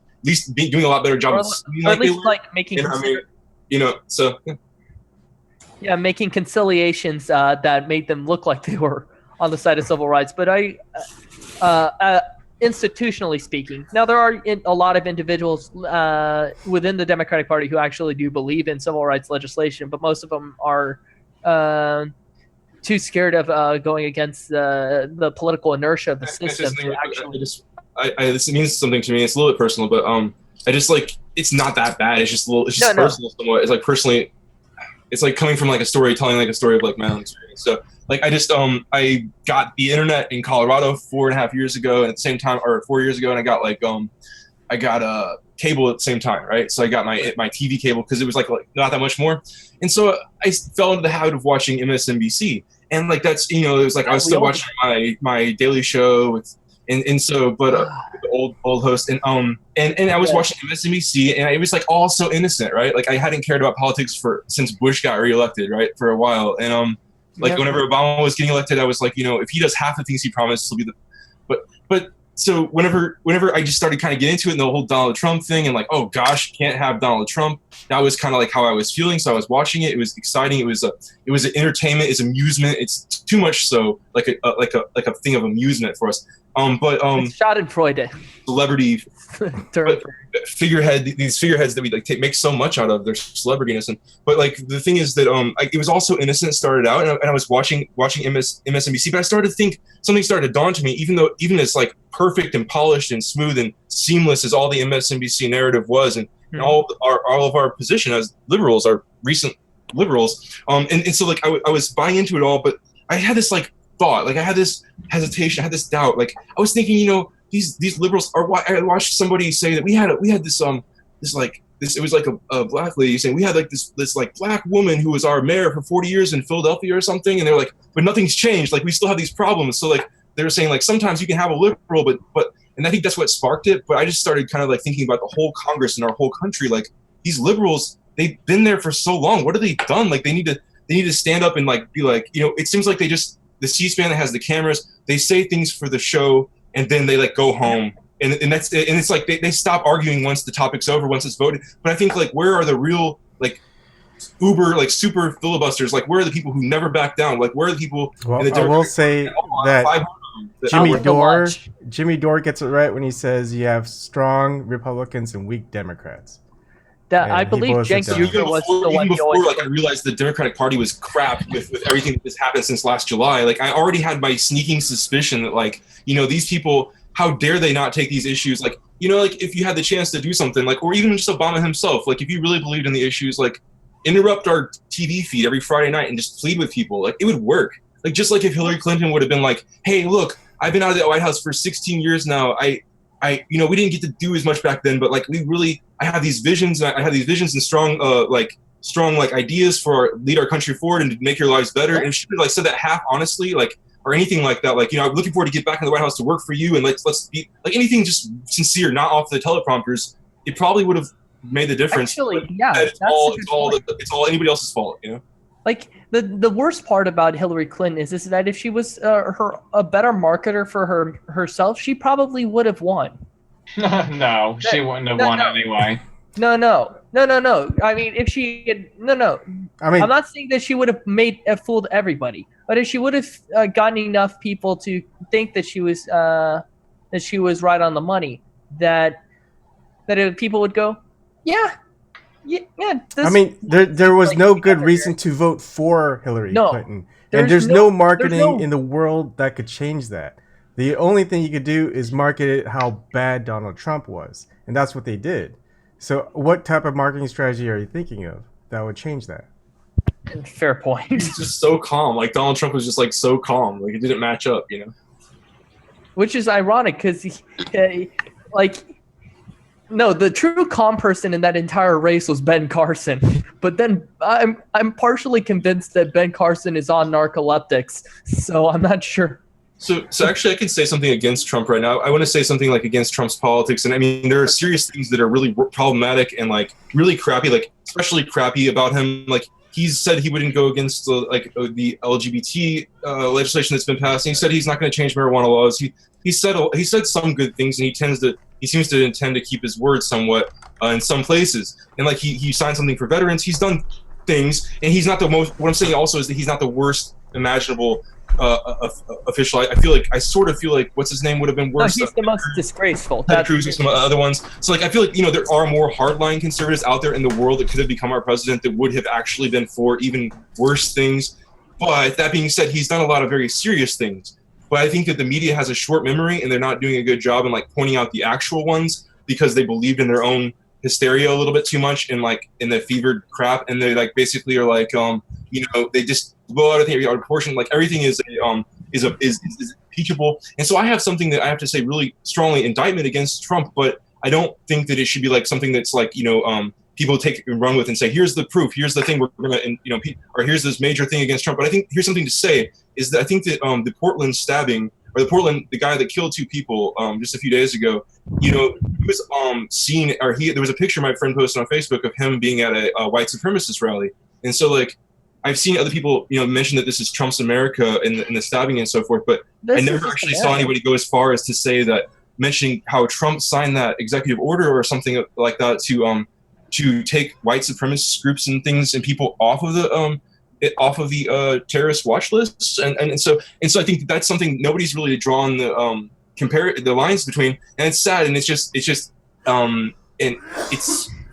because it's like emblematic is what I'm trying to say. It's emblematic of how irresponsible the press and journalism media is, that they don't get the real points, the main points, the key points, because they're off, you know, hystericizing everything, like hyping everything up and making leaps and trying to just get ratings. So like it's also a mental health issue, and it's also other issues, and it's not. See, the reason you can't say like impeach Trump now is because it's an individual, but the last thing you have to say, it's just his own action. Like, so the thing is though that I have to say as well is that Nietzsche said metaphysics is in the streets, and I think that not only is metaphysics in the streets, and like, you know, you can learn a lot about life and like the deeper meanings when asking yourself by watching things in the streets, but this is our moment, our national moment, and then this is like the 2 ideologies, the 2 very extreme now, very enmity and conflicted now national ideology. This is them meeting heads. This is like a war between the American people and the sides, like actually coming together, somebody killing somebody based on this. So I think that we should have a discussion. I think Trump should condemn it,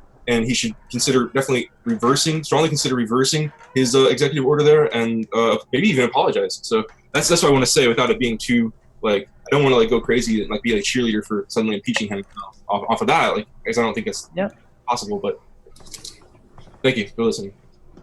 No. I fully agree. And the problem is even worse is by the fact that even when the mainstream media actually does bring up Trump's actual problems, the problem is that they've damaged their credibility with the rest of the public so severely that those few times that they actually do bring up something substantive, it gets ignored outright because seriously, who's going to trust? Who's actually willing to trust them at this point? We're desensitized. Yeah, Who cried wolf?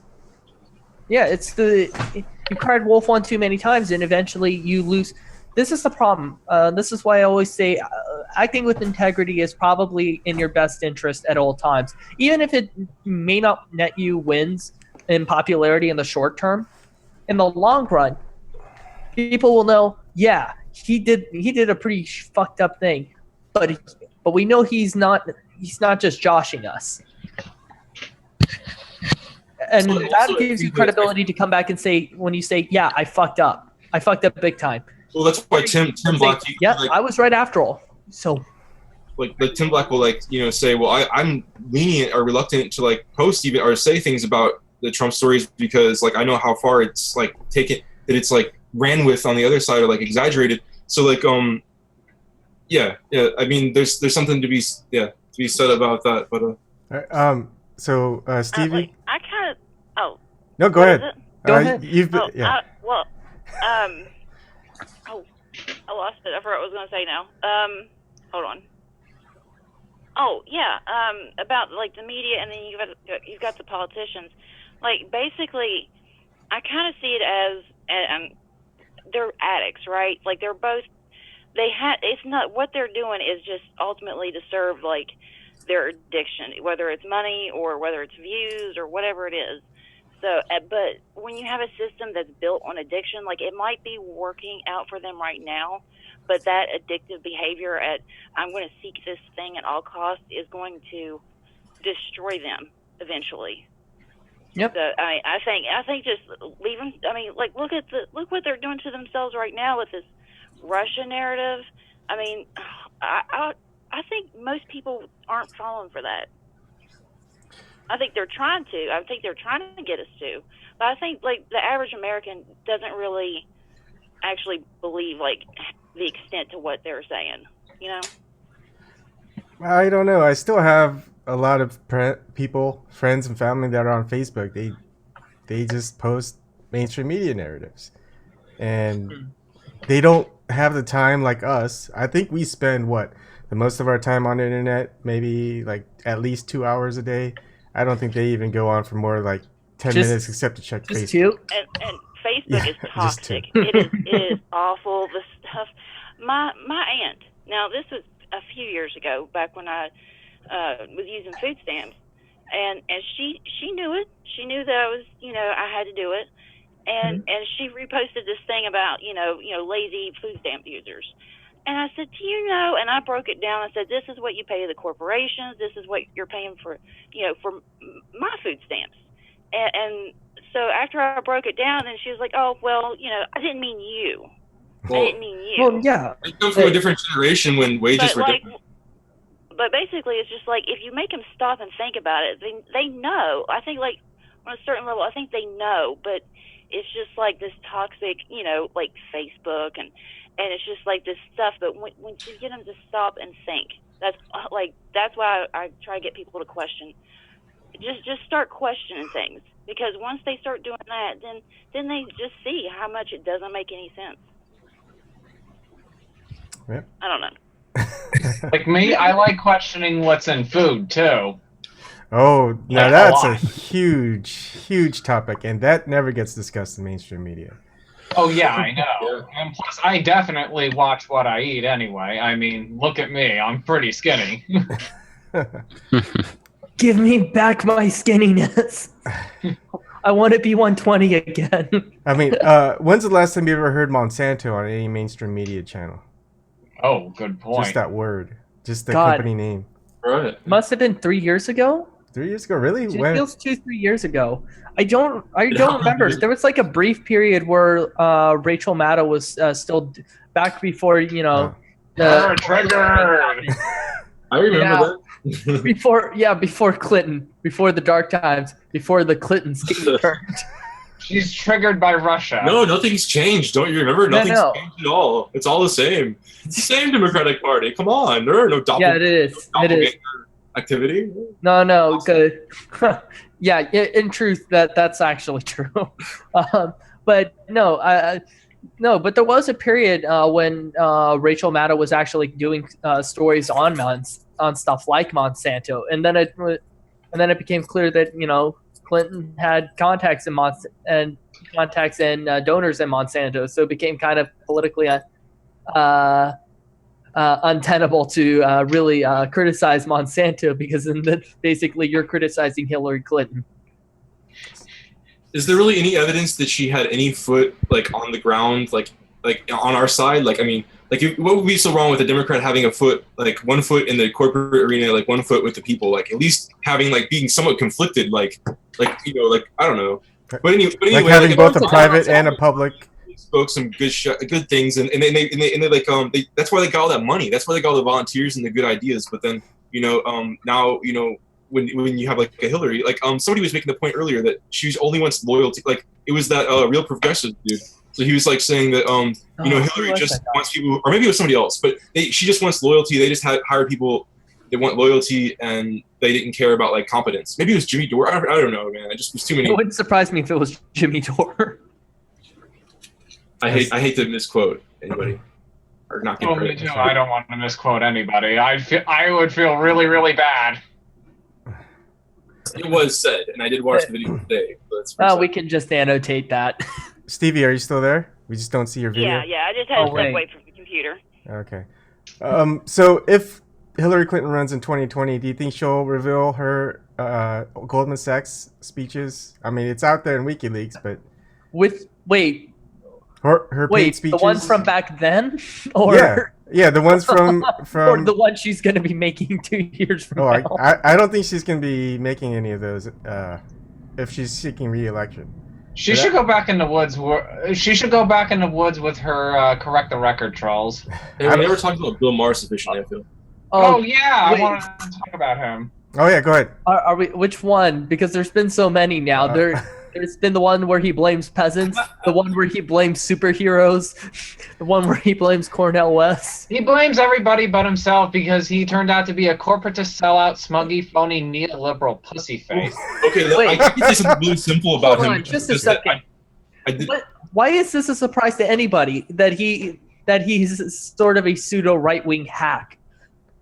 Oh, he's amazingly witty and intelligent, and he's been like acting like the most champion of all champions of liberals. If you've been watching him, I mean, he's been like on there like kind of like Jon Stewart. I'm gonna hold people's feet to the fire, and why don't you do this? And let's do this for the people. The people need this help, and that's who he was until for me, because I did not watch 1 minute of this show since the weekend of the DNC leaks of the DNC convention when the information was out. I mean, I'm on Twitter, come on, and like the information's out. We know what just was revealed, and they're acting like nothing happened. And then so Bill Maher comes out and was like, "Yeah, Bernie bros, chill out. Like there's nothing there at all. What?" And he just like totally rolled his eyes and just like looked down at like condescending, like looked down at everybody and like talking over people, just like everyone else. Just joined lock arm in with everyone else in the media shutdown blackout. Like, and I just lost all. I couldn't watch him after that. Like if he has the job that he has, he should know what was in the WikiLeaks, and he should know that part of the thing was revealed that they were like trying to create this issue called, or create this term, Bernie bro. And so for him to come out there and use Bernie bro condescendingly was just like, here, I know which side I'm on. And he just like, he picked his side, and like, and I think that's what's hilarious is that now they lost, and now like, at least some of us, a few of us, we just like, kind of like, we're not going to like, just say, oh well now like, oh, I'm going to trust you again. Like, preposterous. Oh no! Like I don't trust Bill Maher at all. I think he's a liar, and he cannot be trusted. He's a sophist. I mean, he's so like when I was studying English in college, they said like sophistry was the oldest form of like college education. Like the OG college was basically studying sophistry, which is like the art of persuasive rhetoric. The art of persuasive rhetoric, which is now. Today we call it communications and public relations. Actually, I was going to say today we call it law because I associate law. But and so that's why I think Obama and Romney both weren't Obama and Romney both. Romney was Romney was. Bush and Kerry were both Yale buddies, and then Romney and Obama were both Harvard. grads, Harvard Law School grads, and so like, but they study sophism in law. I would say, I mean, like almost like a lawyer definitely needs to be able to like persuade, no matter. Oh yeah, So, like. But yeah, that was the original thing. So you kind of like gave the definition as well, but I was going to give the background that like I learned in class, which was just like, you know, they educated princes and people who like were sons of the Senate and stuff, like to be senators later and to be able to argue for their side and to be able to do so like persuasively and like with success. But Hillary Clinton was a lawyer before she married Bill Clinton, I believe, or she was. She worked in law for a while. So what happened to her? I mean, well, they got filthy rich whenever the state of Arkansas had 0% corporate tax on the entire time Walmart's been doing business with all of us. So the state of Arkansas 0% corporate tax, and Walmart takes advantage of that, and Bill Clinton, everything gets paid for that. Yeah, I know. I'm just saying that you're saying that the art of speaking into getting being charismatic, I guess, with the way that you talk and communicate. Hillary Clinton, no, it's sophism. It's a word. It's a thing. Yeah. It's still a thing. Yeah, but Hillary, if you're saying it's because of law, Hillary Clinton was in law, and she obviously didn't learn it because she's not a great. People to greater degrees of success than others. Wow. Wait, wow. Bill Maher's a genius, though. He's amazing. Bill Maher's a genius and very, very intelligent. Like he's a heavyweight. Like, oh my god, like. I think you're giving him a bit too much credit. They were like, oh, you know, Bill Maher's a lightweight because he was just all pissed at him about the Cornel West thing. But like, you know, honestly, that was one thing where he was mistaken. Like, Bill Maher is not a lightweight. He's like ridiculous. When I watched Jimmy Bill Dore, Maher is a lightweight. The thing is about Bill Maher is that he basically he's the mainstream left's version of your racist of the racist uncle. He's basically there. I mean. In context, he says that he's in theory in favor of Black Lives Matter and stuff like that. But ultimately, at the end of the day, he still holds a lot of the same sort of prejudicial, racist, sexist nonsense that most Republicans do. He's just able to put a nice left-wing face on it and say, "No, but I'm the real liberal here." And everyone else is a bunch of pussies. You guys remember how like, you know, it was acceptable to use like the word like gay, like you know. No, he's the like, how do you say it? Like, how do you say? He's your liberal friend who thinks that it's like, I'm just saying times are different, and like back, I saw some clips of Bill Maher in the '90s, and he sounded very racist. But I guess in the times, it was almost like the time almost supported racism more. I mean, you could probably make that argument. It's like getting better and better, so it was therefore worse and worse. Well, the thing is about Bill Maher is that he refuses to get better. That's like might be more willing to forgive him for his past racism if he was making efforts to try and correct for himself now. But he's still that same person. It's not like so much racism. My big issue was just with him not. No. Like the racism is just like he always pretended like he was. He didn't Like that was my breaking point when I realized that he really doesn't actually give a shit about all these other social justice causes for which are important to me. He just uses them as a cudgel to beat Republicans over the head with and to satisfy his own ego. The fact that he's pretended to be in any way any further to the left than the Clintons. Isn't that funny though? How like our language changes and like sometimes and words acceptable. It infuriates me because because basically he fell into the Clinton trap of co-opting the language of social justice in order to satisfy his own political ends, and I personally find that unforgivable. I think as somebody what who I remember actually gives a shit about in the past is the Democrats actually had one thing going for them. It was just to get gay rights. And that was always a big issue. And Obama's single legacy. And once they kind of provided that, now they didn't really have anything. They got so much stuff though, because that's because the Democrats don't stand for the stuff that Bernie stands for. If they stood for the stuff that we all want them to stand for, then they would have so much stuff to stand for. I mean, all the problems that we have now existed back then. But then they lose all their money. But their one driving issue was always gay rights. But now that gay rights has been not de facto. I was going to say that they lose everything. They lose their money, but you know what's the long-term financial loss of not educating your people, not well, you got control. If it's about control, you don't want educated people. But But money. It's a quarterly profit forever. But money. Yeah, I mean, think about it. Short term these days. It's all, whenever your, what do they call it? Not your margin, but whenever your season is up, it's not about long term building a business. And it's the same thing with the media and the politicians. It's not about anything long term. It's the short term. If you gave an addict a choice between $20 now or $100 tomorrow, they'll pick that $20 today. And that's the decision, the mindset that they're in. They don't care about long term. Well, what about everything that you said? You mentioned that okay, like what about everything that the short-term minded that the DNC and Clinton just represented? Like they were willing to do damage, do injury to our image of our democracy. They want to say that it's anybody talking about it that does the injury to the democracy, but it's actually their own kerfuffle. It's their own thing that did the damage, and you can't change that. I mean, you can tell everybody whatever, but the reality is it's their own downfall for doing the damage potentially to the party. And if she would have won, that would have solidified that every time in the primaries here to come, people can the RNC, the DNC can coordinate with all kinds of newspapers. Eventually, they're going to have the DNC paying for political TV attack ads, on candidates. They did everything but that. And I mean, established a precedent. Here's the thing is, do damage to a long tradition. It's not cool. It's short term. You're ruining something long term for your short term. For them, it doesn't matter. Anyone who's out of the system, they're not going to go back. They're not going to go back to DNC. We're not going to go back to the DNC. I would. No one should. Everyone should. I will if they change the tune.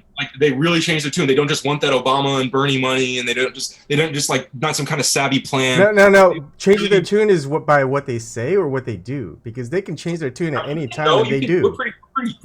Just use our own scrutiny and our own bullshit detectors the best that we can, because it's possible, it's conceivable that some kind of rift would happen. And that's their plan, though. That's their plan, is to get people back into DNC party. But I mean, they're not changing now. They might change later when it's closer to election time, but then they'll just do the whole thing over again. And that's what they've been doing for decades. That's what they've been doing for decades.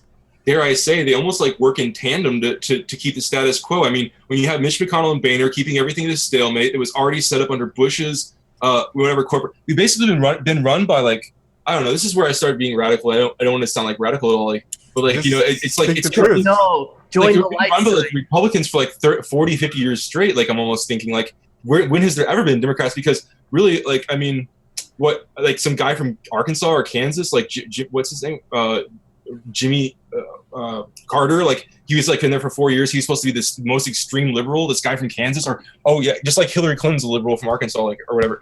It's weird. But and I think that so what I connect that with, not to try to bring this back to some more cohesion and clarity, what I connect that with is in China, from what I learned about the history in China, there was the Japanese took over Manchuria, and they had this this Manchurian, they had this dummy king that was of Chinese heritage. So because he was of the Chinese heritage, the people would obey him. They would never obey a Japanese king, but because it was of the, it's kind of you can see that with Obama. It's because Tim says it all the time, because it was Obama, or Jimmy Dore says it all the time as well.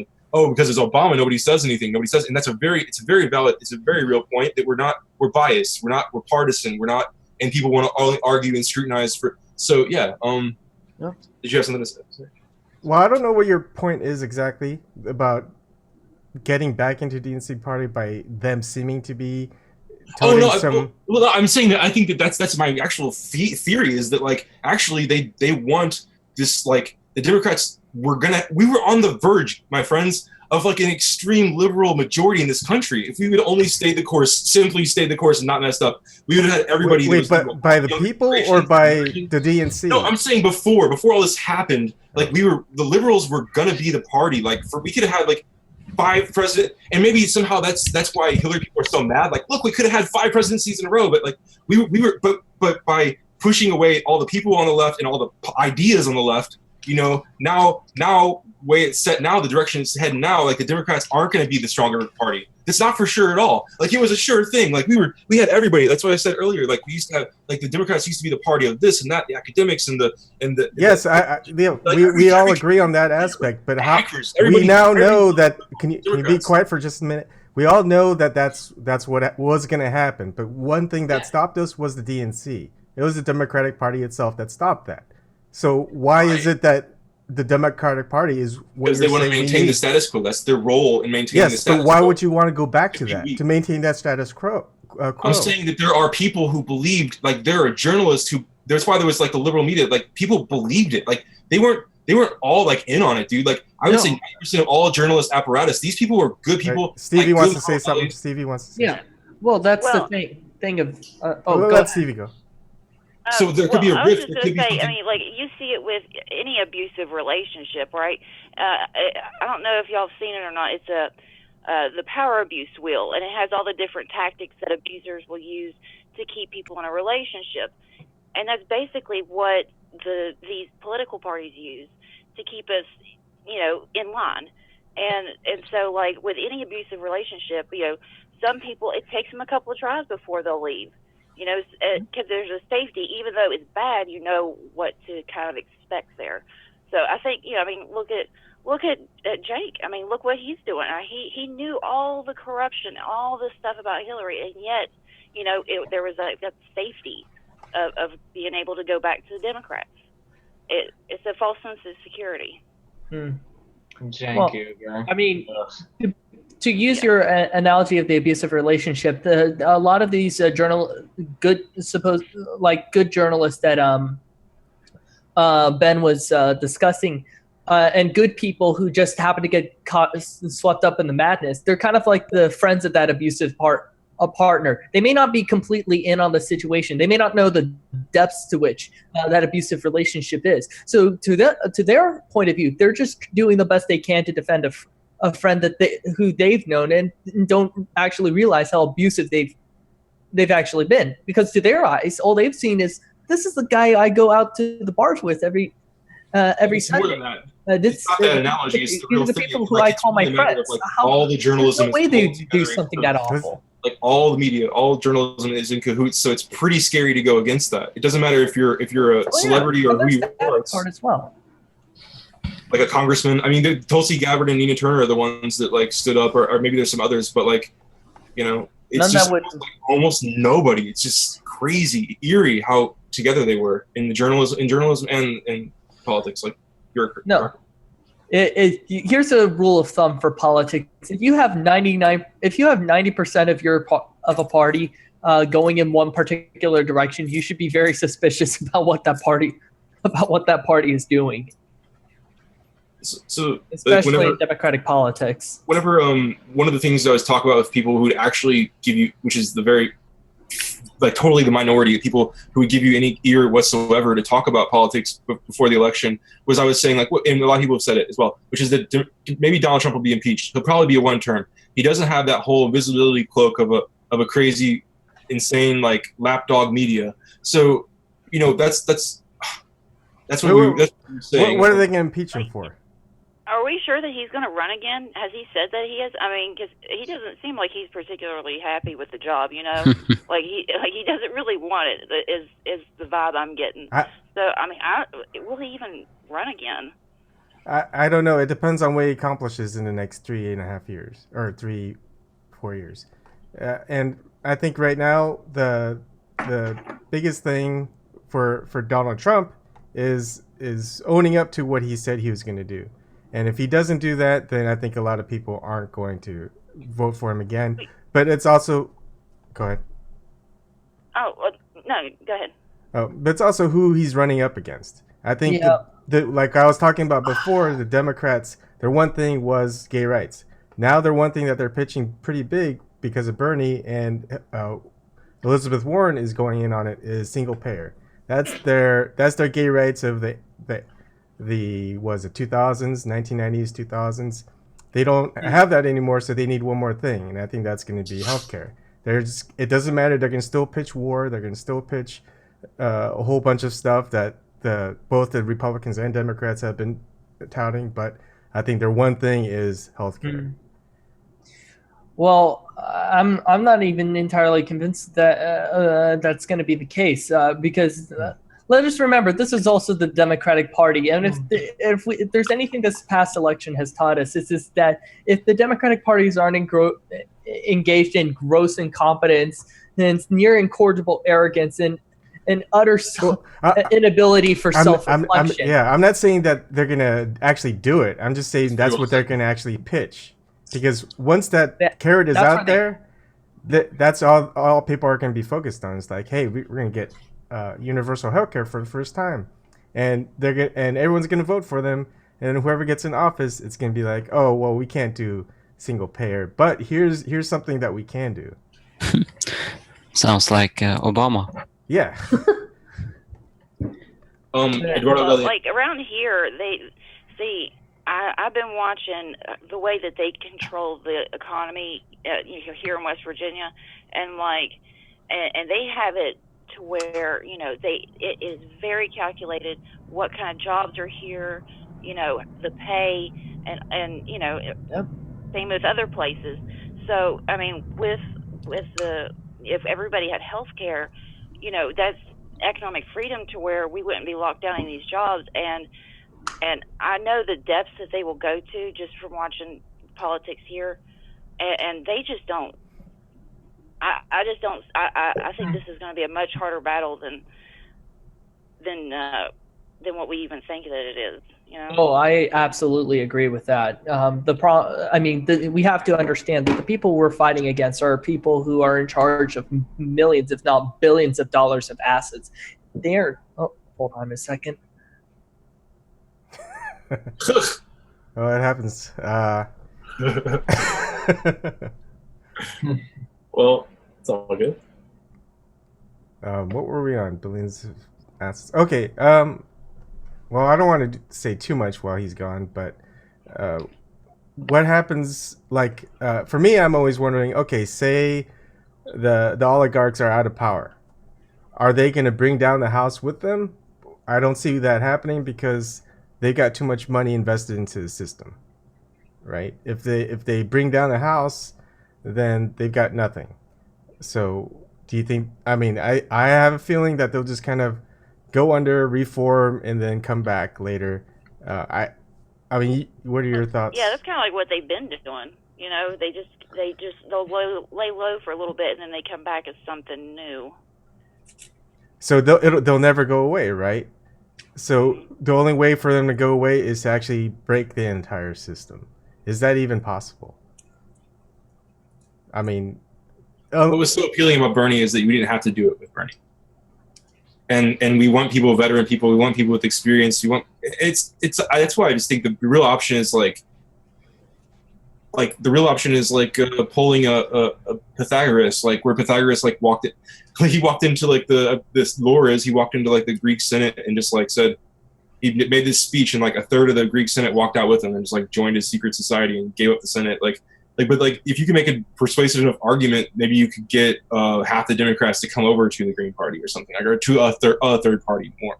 I should have said actually. So and get half the media to come over and get everybody with all this valuable inside experience, and that's people.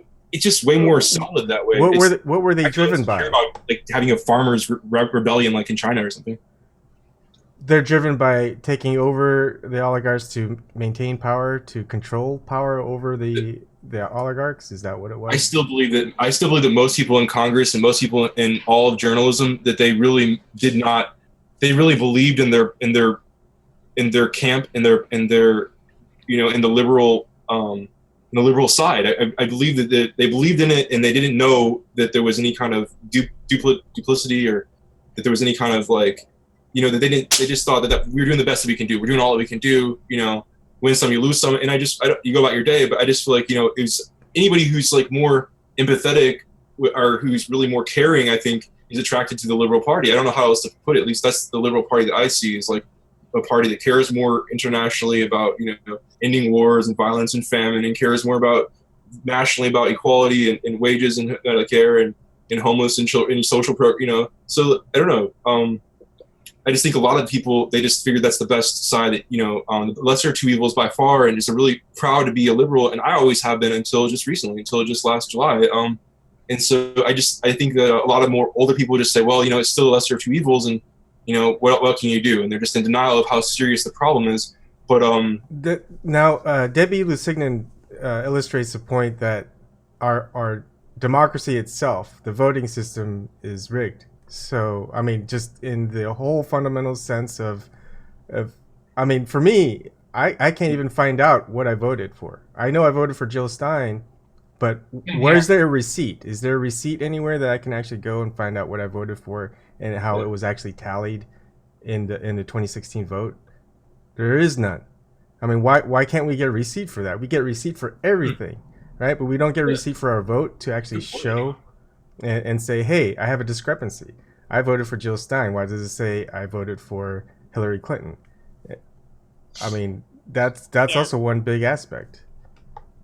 The whole system needs updated. I mean, if you think about even our computers, how often do you have to do updates on a computer? And just to think we haven't done an update on our democracy in how long ever? I mean, this is the same, system, the same. I mean, even the Constitution. I mean, look how hard it is to make changes to anything. We're still following stuff from hundreds of years ago. Yep. To catch you up, were you able to hear all that, Ellis? Sorry, I was busy helping my mom reset up her Japanese keyboard for her cell phone. Okay. Anyways, what I was saying is Debbie Lusignan brings up the point that our democracy is pretty much dead in the waters anyway. It's outdated. Like I was putting an example, we get receipts for everything. We don't get a receipt for what we voted for. For example, I voted for Jill Stein. Where can I go to actually see that receipt so that I know that was actually tallied correctly in the electoral count or electoral vote for the electoral system, whatever. So, yep. I mean, there's a lot to talk over about that. So how do we actually get that fixed first? Because I feel like no matter what, we can have hundreds, maybe even millions of people marching to DC for the next presidential candidate or primary candidate, actually. And but it won't really matter if none of our votes are tallied for it. Exactly. So how do we get control of our voting system back? Is that our first goal? There are three huge hurdles, though. Just saying gerrymandering the electoral college, possibly / voting machines, and then the superdelegates for Democrats. Well, let's forget the superdelegates. Let's just focus on the gerrymandering, maybe, and also the voting ballots. So, where do we go to fix that? Gosh, that's a really huge question to ask. And to be honest, I'm not even sure where you'd even begin. My guess is that we could look at some of the recommendations made by experts such as Greg Palast or Election Justice USA, people who have a reputable understanding of our electoral system and the dysfunctional aspects of them. Take their recommendations and press for them through via direct action, protest and rallies. Those would be the tactics I would that would come off the top of my head, and probably that would have to be made in conjunction with a much broader long-term strategy that I'm not even prepared to even contemplate how that would be envisioned. Jockstein, were you going to say something? Oh, me? Well, I was thinking here in Europe, we don't have digital voting machines. Shouldn't that be the first checkpoint? Yes. To stop using them? But what about, a lot of people have... Listen. Well, I think digital voting systems can be yes, if it's computers, something you can log into. We can log into our Social Security, to look at our info, we can log into our bank account, which has whatever money that we have, but we can't vote that way. So how about this? One possible way you could do that is having the machines print out a receipt. Yes. For your vote, so that if it doesn't correctly insert the vote that you want, you can bring it up to the electoral officials nearby. And granted, most of these are on a volunteer basis. Like at my polling station, my neighbor volunteers for as an electoral official at ours. But as these systems become more sophisticated, we could get actual experts to be able to go. You got me right. Okay, let me look at the machine and let's see if we can get that fixed. I think that's a good first part solution, because there's also a second part solution is you can have it corrected there, but then they could just flip that vote afterwards and we wouldn't know. I think what would be great is to have some type of like a hash key or something that printed on that receipt that we get, and then we could always verify it online. We can match up the key, whatever our social security or whatever it is that matches up that online, and make sure that and actually we could tackle by doing what you suggested, we could also tackle conservative concerns about voter fraud in one go. You want to keep people from double voting, tie it to their social security number, boom, that's a great get one vote. One person, one vote, guaranteed. There's no unless somebody fixed somebody's social security number, and that'd be very easy to verify with governmental records. Yeah. What about the technology's there? Yeah. Yep. What about people who don't have social security numbers that vote? Isn't everybody supposed to have a social security number? Everybody who can vote should. I thought people who didn't have them could vote as well. Because they're like, you mean naturalized citizens, right? I think so. I don't know. Because even people with green cards have a social security number of some form. My mother has. Yeah, they do. Social security. So it can always be tied to social security, and that kind of makes it easy. So, why don't we go that route? What's stopping us? I mean, if we had, do we have to build the system first? I mean, I'm pretty sure that'd be easy enough, but then it's not surprisingly, it probably wouldn't be as difficult. Was that? It's just definitely a really important topic. Yeah, and to be honest, it's probably one we can build a coalition with conservatives around, because their whole thing, even if it's complete butt-kiss, is the whole voter fraud. But we can nail down their concerns, going, okay, you're worried about that? Okay, we've just tied to their social security records. Easy. That way we can always track their numbers, and if there's one person's social security number voting out of place in some place that they're not supposed to be, we'll know about it. Oh, Jared Smith is saying, don't we get a tax ID number if we don't have a social security number? So we could. So if you don't have a social security number, we might still have a tax ID to pay taxes. So I guess that would be the answer to that. But I think a bigger problem is maybe even that 50% of the country that's eligible to vote doesn't vote.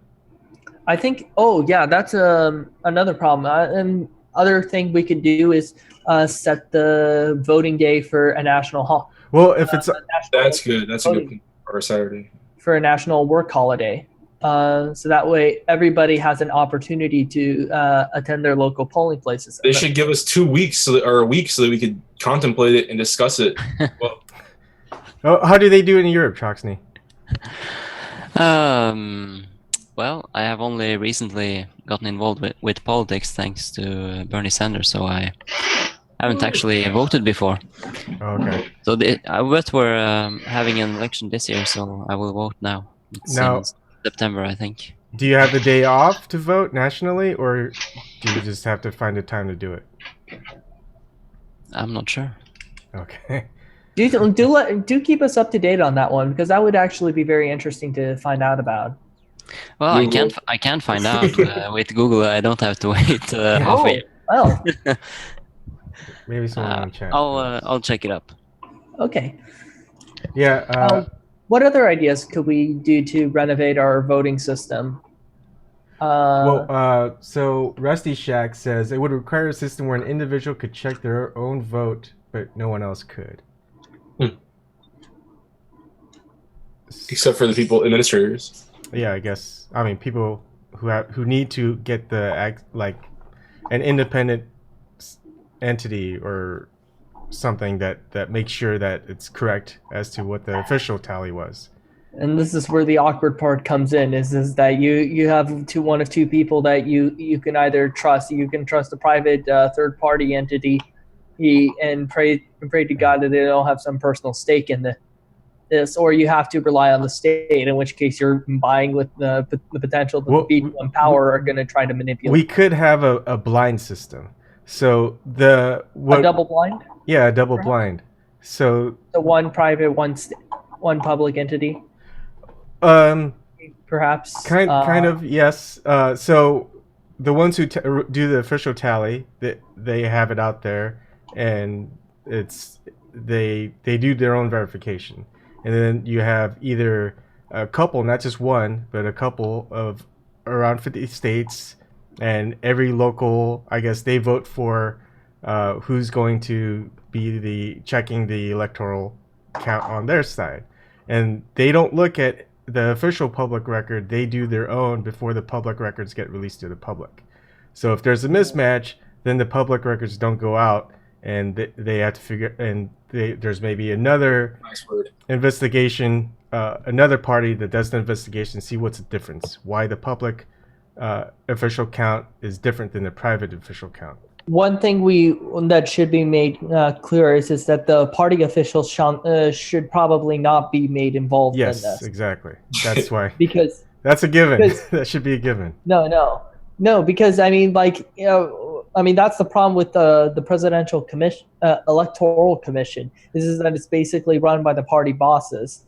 They get to select the people who get put on that commission, and it basically fucks over everybody who's not within the two-party system. So I was in Colorado, and I was hearing about how there's fracking going on like crazy in Colorado, including right next to Denver. But there's some farm kind of area in like northeast Colorado, and like over there they were saying that some the congressmen were like all bought out by like out of state money, so that they could get the fracking approved. And I just thought, like, how wrong is that? Like, in small local areas where, genuine contenders can't put up that much money, then you have like all this out of state. So like, I think there should be taxes for that or something. And also I think there should be some kind of rule or kind of laws that help incentivize people like buying food locally. And a couple, what else was it? Something else like similar to that I think is all important. Oh, yeah, that's what they've done here. It's an extraction state, so like the people that live here don't have any money to even give to the politicians that are worth running, and then all the people that own the resources, they live out of state. They have all the money, and they're the ones that control everything. So wow. It would be nice to have some kind of like public, way of doing it. Another thing we could that had been brought up by people like Mike Figueredo a while back was the possibility of opening up ranked choice voting. So basically, that would basically mean that you could choose somebody as your primary vote, but then you could have some secondary and tertiary votes that you go. But if my guy can't be the one, these are the people I'd be okay with. Yeah, I don't see what's wrong with that. Yeah. And to be honest, it'd be good for third parties because it basically means, there's an actual interest in our politics. If people could give us people in their most local levels are going to care the most about like the local issues, which be education or like, water, air, so it's always, you need those like robust local democracies going on and being real. So I Googled and I found out that we do not have a day off for voting here in Norway. So some schools are closed, so some teachers will have, day off to vote. But in general, we don't have a day off. Oh, man. We actually had a test in 2013 where 12 municipalities could vote electronically, but they will not be going for that. What's the voter turnout in Norway? I think it's like 75% or something, just on the top of my head. Okay. Why is it so high? I don't think we've ever really because we have representatives. I mean, there are so many unions. So, like our main party, the biggest party in Norway, it's a labor union. Labor Party, and it gets all its funding from unions. Zero money from from they only get money from unions, nowhere else. So it's like a legitimate workers' party. Yeah. Erik, Steve, Huh? what do you guys think of the voting system? How we can change it, make it better, or what are problems with it? Did you have any problems? Like, how long was your voter polling station? Like, how long did you have to wait to vote? Not I sure. guess everyone. I mean, not everyone here. I mean, for me, I went early in the morning and it was fine. Oh yeah, I went early to vote, but it was about a few minutes. But I did vote for Dr. Jill Stein. Yeah. I couldn't vote for it. I live in Oklahoma, so I had no third-party voters worth voting into. But I did vote in my local election, so fuck you, Bill Maher. I actually did my part in democracy, even if I didn't vote for anybody for president. But speaking of Bill Maher, it's just, he looked like with the whole thing with Colonel West, he looked so appalled and triggered. Like, when someone told Bill Maher the truth, he's like, triggered. The irony is that he bitches and moans about people being triggered at his concert halls all the time, but he's like the most easily triggered person. He's selectively triggered. It should be called selective justice warriors, not social justice. Selective justice. I need a coin. Can I steal that phrase from you? No, copyright. So.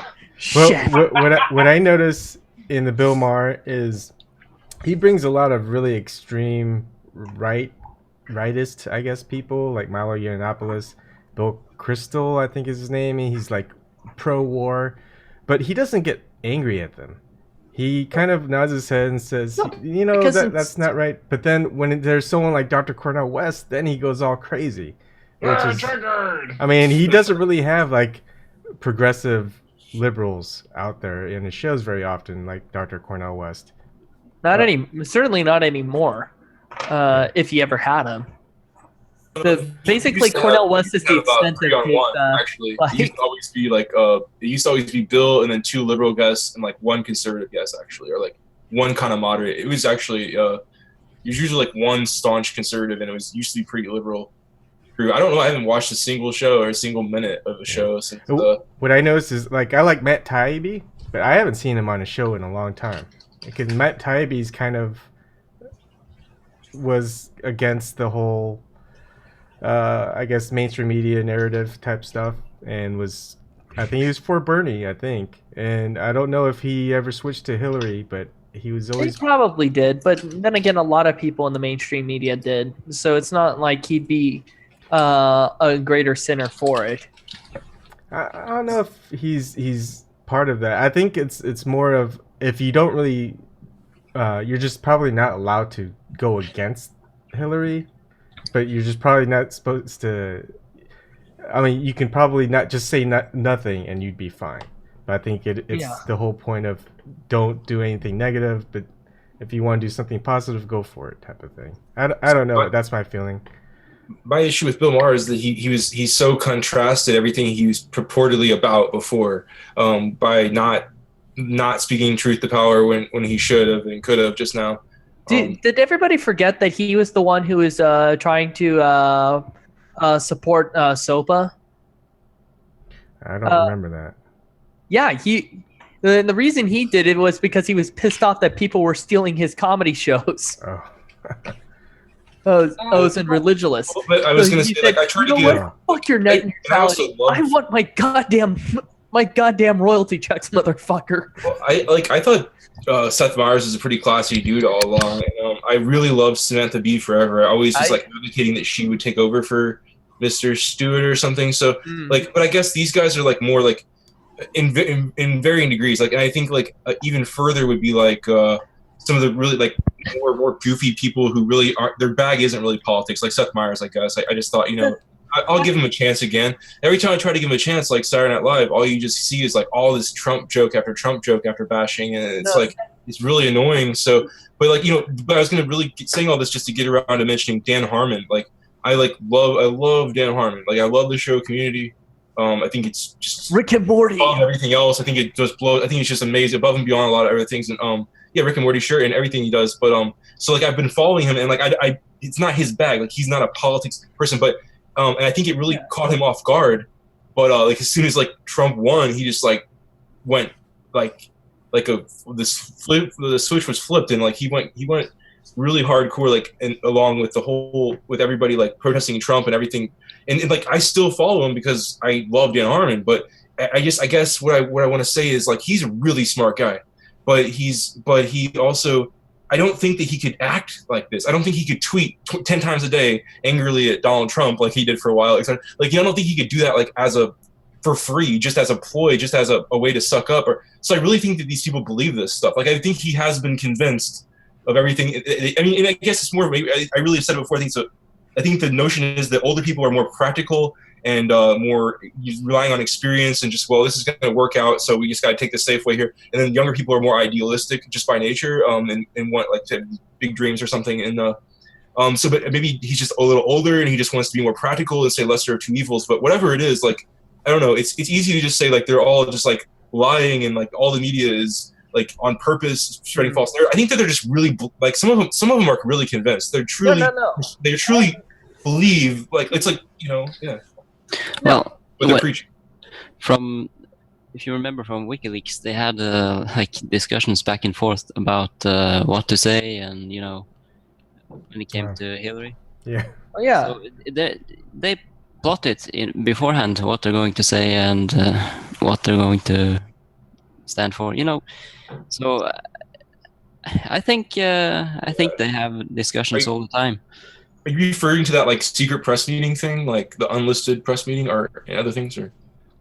No, just it doesn't have to be meetings, just between themselves. Just, you know, getting pointers from everyone. It's like it's just like the cliche scenario, the typical like stereotypical scenario where like people are getting arrested and they're like, let's get our story straight. Yeah, it's almost like that. That's why I think you know, it just seems like it's one big club and they're all on the same side and pretending not to be. I definitely think there's a huge disconnect, and that's my issue. I think the Democrats used to be able to look further towards like the people, like have more like and I guess just now I just think that they're just so wealthy and it's just such a huge disconnect. They just really don't get it. Like, and I think somehow Trump. Well, I also think that the Democrats are really like obsessed with foreign policy, and like Hillary being in the State Department, they really bogged down in all of the complexities of foreign policy and forgot to just sort of like keep it simple, remember what the American people are feeling, and like speak to that. But speaking about that, I actually wanted to get in here some point tonight. My theory, which is like my apology for Donald Trump. Everybody wants to hear it, I know.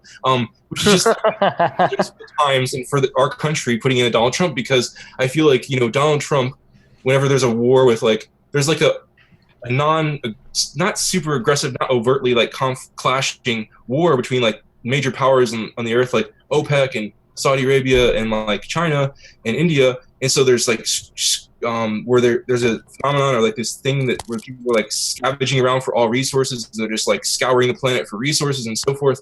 And when you're doing all this and when you're trying to get, you know, oil resources, it's almost like as if right now is a Wild West for some of the bigger countries on earth, like to still kind of like make like a little land grab of like whatever underwater resources and just do their own thing without regulations, where they still, because we all know that down the road people are going to get like frustrated when Florida's underwater and stuff, you know, and eventually we'll start regulating it. So I think like while that is the case, it's unprofitable for us to lead and us to be the first country that adopts like radically environmental policies, and for us to go it alone puts us in like economic peril. And I know you might have problems with that, and I even said like the long term, but I do think that there's something practical and rational acting here, where like Donald Trump is going to like let everybody, business tycoons, do what they want with like evading regulations, and so is every other leader in the world. And so you can't go first. So there's some kind of natural force that's like we're all awaiting, which is like we're like the more like broad coalition around the world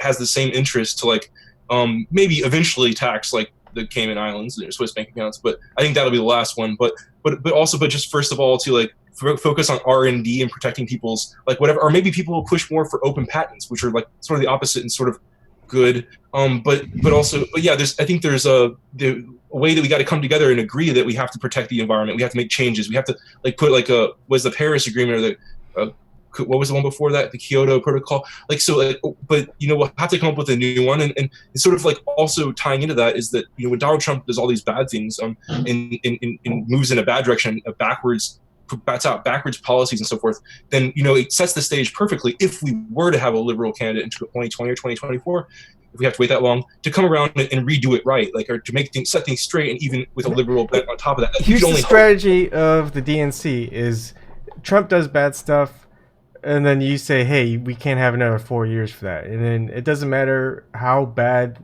or lesser evil this DNC candidate is going to be. You're going to vote for them because you'd rather not have 4 years of Donald Trump. And so I think strategically, I mean, let's skip the strategic part. But what about the idea or the story? I don't know if it's a rumor or if it's true that, well, you see pictures of Bill Clinton and Donald Trump and Hillary Clinton together, and everyone's saying that they're actual friends. And Bill Clinton called Donald Trump to run for the presidency on the Republican side. And Hillary's campaign said, hey, let's just prop up Trump and have him win, and we could win against Donald Trump. Do you think that's true, or is that a rumor? It's plausible. They were in New York. I mean, like, they're both like working together. They must have worked together recently while she was a New York senator and he was there being such a big guy in New York. I mean, it's not like they never crossed paths, so they ignored each other. I mean, we have no evidence that suggests that. So, well, he also donated to Hillary Clinton's campaigns before too. 2008 or something. Yeah. Well, that's really common for big people. Like, I mean, Trump's almost like a corporation himself. It's common for them to donate to both sides. Like, that's fairly routine. Yeah, well, Bill Clinton came here to West Virginia, and he met up with the new governor here, Jim Justice, a few years before, but they're he said that he's friends with them, and he brags all the time about how he's friends with Trump too, and how one of Trump's kids just came in and went hunting with him. I mean, they're all friends, and I seriously think that that's what Hillary tried to do. Is she tried to what's that called, controlled opposition, or Yeah. stacked it in her favor. Everything points to controlled with the DNC, opposition. My ass. It's all about stacking it in her favor. Yeah. Well, I guess I'm just a wimp, and I just like have it. I just like think security and stability if we won't appreciate how important it is until it's gone. Like, I mean, and I just think though that, like, even though maybe these corrupt forces are real. I mean, I pointed out earlier, like the two contests between those guys and their affiliate, like they went to the same schools, okay, but so I pointed that out myself. But even as corrupt as they all are, I don't know. I think we're like all one. Like, as Americans, like we're all like our trivial like misunderstandings and things as contestants might be, like we all have like a similar interest, and if we don't kind of like remember that at the beginning of the day, like, or at the end of the day, if we don't like, and the beginning of the day, and if we don't like see what our interest is in working together, and like try to all have the same goal of thriving and of being like innovative as possible and as healthy as possible and so forth, like that's what's gonna like ruin everything. And so, like, I don't know, I think that we need like a new party, but we need to bring a lot, like I said before, like bring a lot of people in from the Democratic Party. Maybe not the most corrupt of them, hopefully, but it doesn't really matter. They all have skills, and they all have like we need to cooperate and get along. Like, that's what the two Congress, like. But before that, shouldn't gridlocked. Before that, shouldn't the main goal be get rid of the corruption? I mean, there's corruption from the high levels and to local I don't know about levels. corruption, but the propaganda is never going to go away, because another regime comes in, another propaganda is something else. I'm talking about real corruption.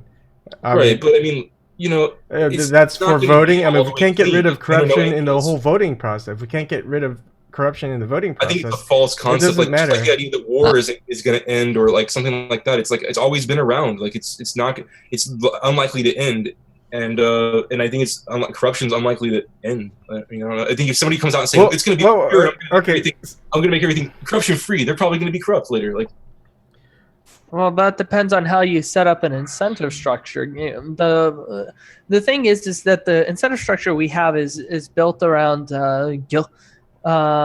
coalescing people towards aggregate selfishness, which obviously, if you let it run rampant, they can't. The system no longer functions either because people attempt to save up all their money and. Yes, we do things for money. Doesn't mean we're all selfish. Huh? As a spectator, I think the first priority should be to fix the media. I mean, yes. so many people watch the TV and they aren't getting the facts they need, and the only place to get it is online. And, part about politics I hate is like whenever everything is so hard to like get firm grip on, and that's because of the media. Yeah. Yeah, the media has shaped so much of what goes on around here. I mean, there's people that are actually like concerned about things that don't even happen here, and they're voting based on that, and then the stuff that they should be worried about, they don't even know that it's even going on. Well, I just read a poll that said 78% of Democrats believe that there was collusion between Trump and Russia. Everybody is just kind of like just so fake. Yeah, it could be a fake poll. I don't know, but it could be. But if it's based on anywhere, like from my Facebook friends and family, yeah, I think it's true. I think there's maybe, I mean, even my closest friends, I would say maybe there's only one that would really side with my idea of politics and the situation going on in the U.S. and the world, and the potential conspiracies and corruption and all this other stuff. Well, the problem is that as long as it comes out of the TV, if it comes out of that box, it's true. It's legitimate. Yeah. That's the problem. Up until a few years ago, I thought it was illegal for them to even lie on the news. I was like, well, TV's one thing, but then like on the news, they have to tell the truth, or else they'll get fined or something, right? And then I realized, oh my God, no, they can just say whatever they want. Yeah. Isn't it like PolitiFact and like fact check and like all those things? That's really helpful, I suppose. They know how to put the cult into culture that way. Yeah.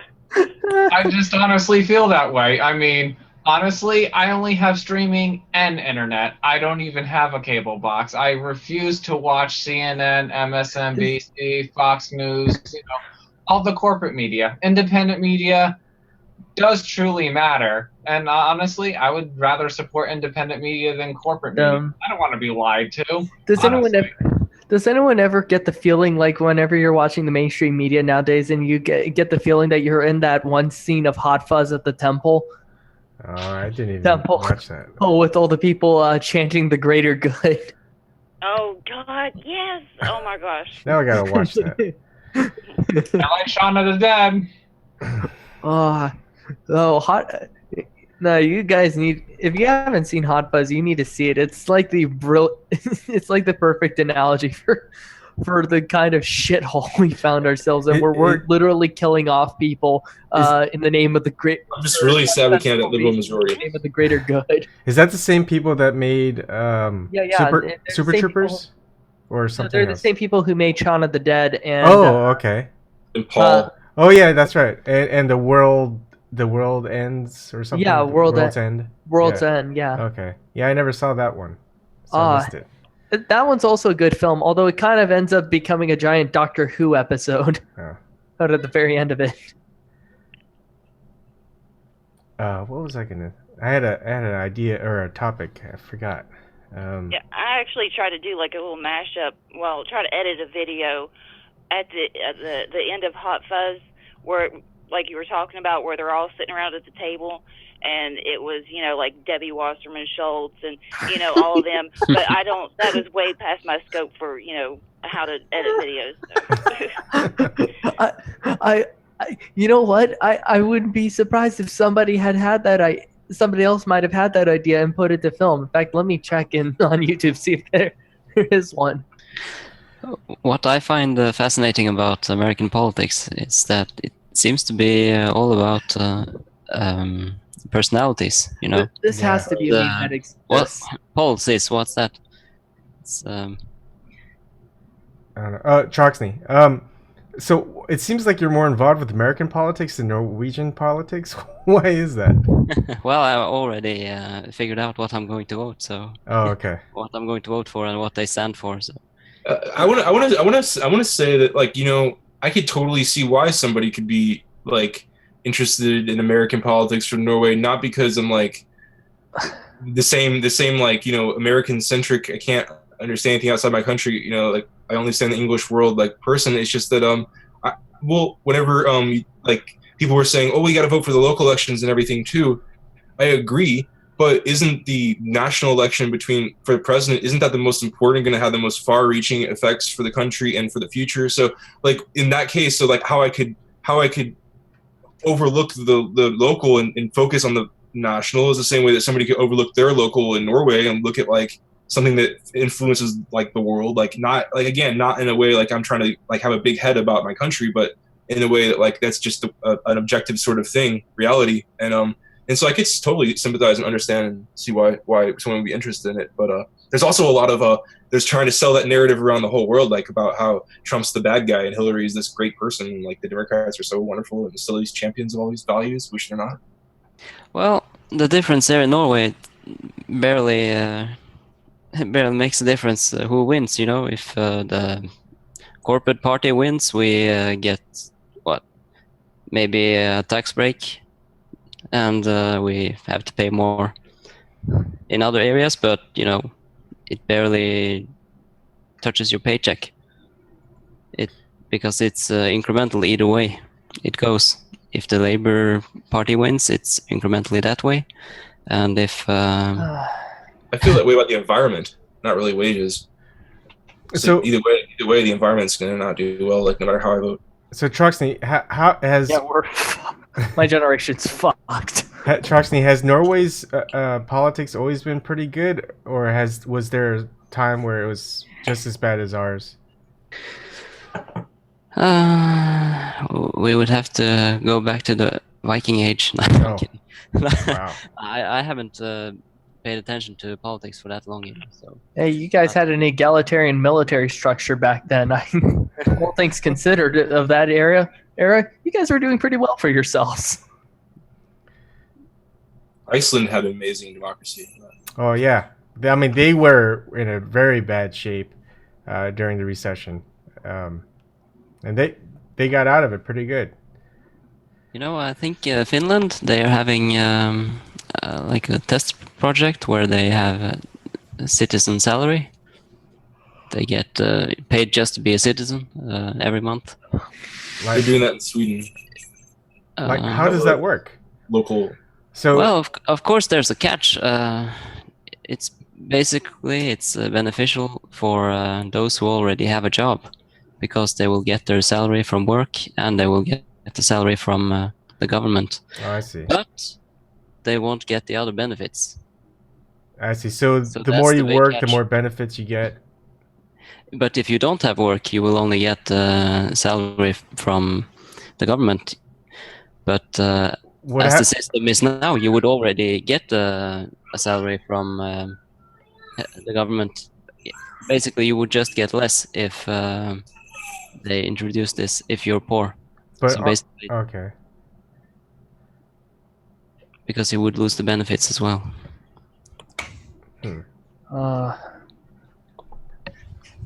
Look at you, filthy Scandinavians, rubbing in how much better your society is run than us Americans.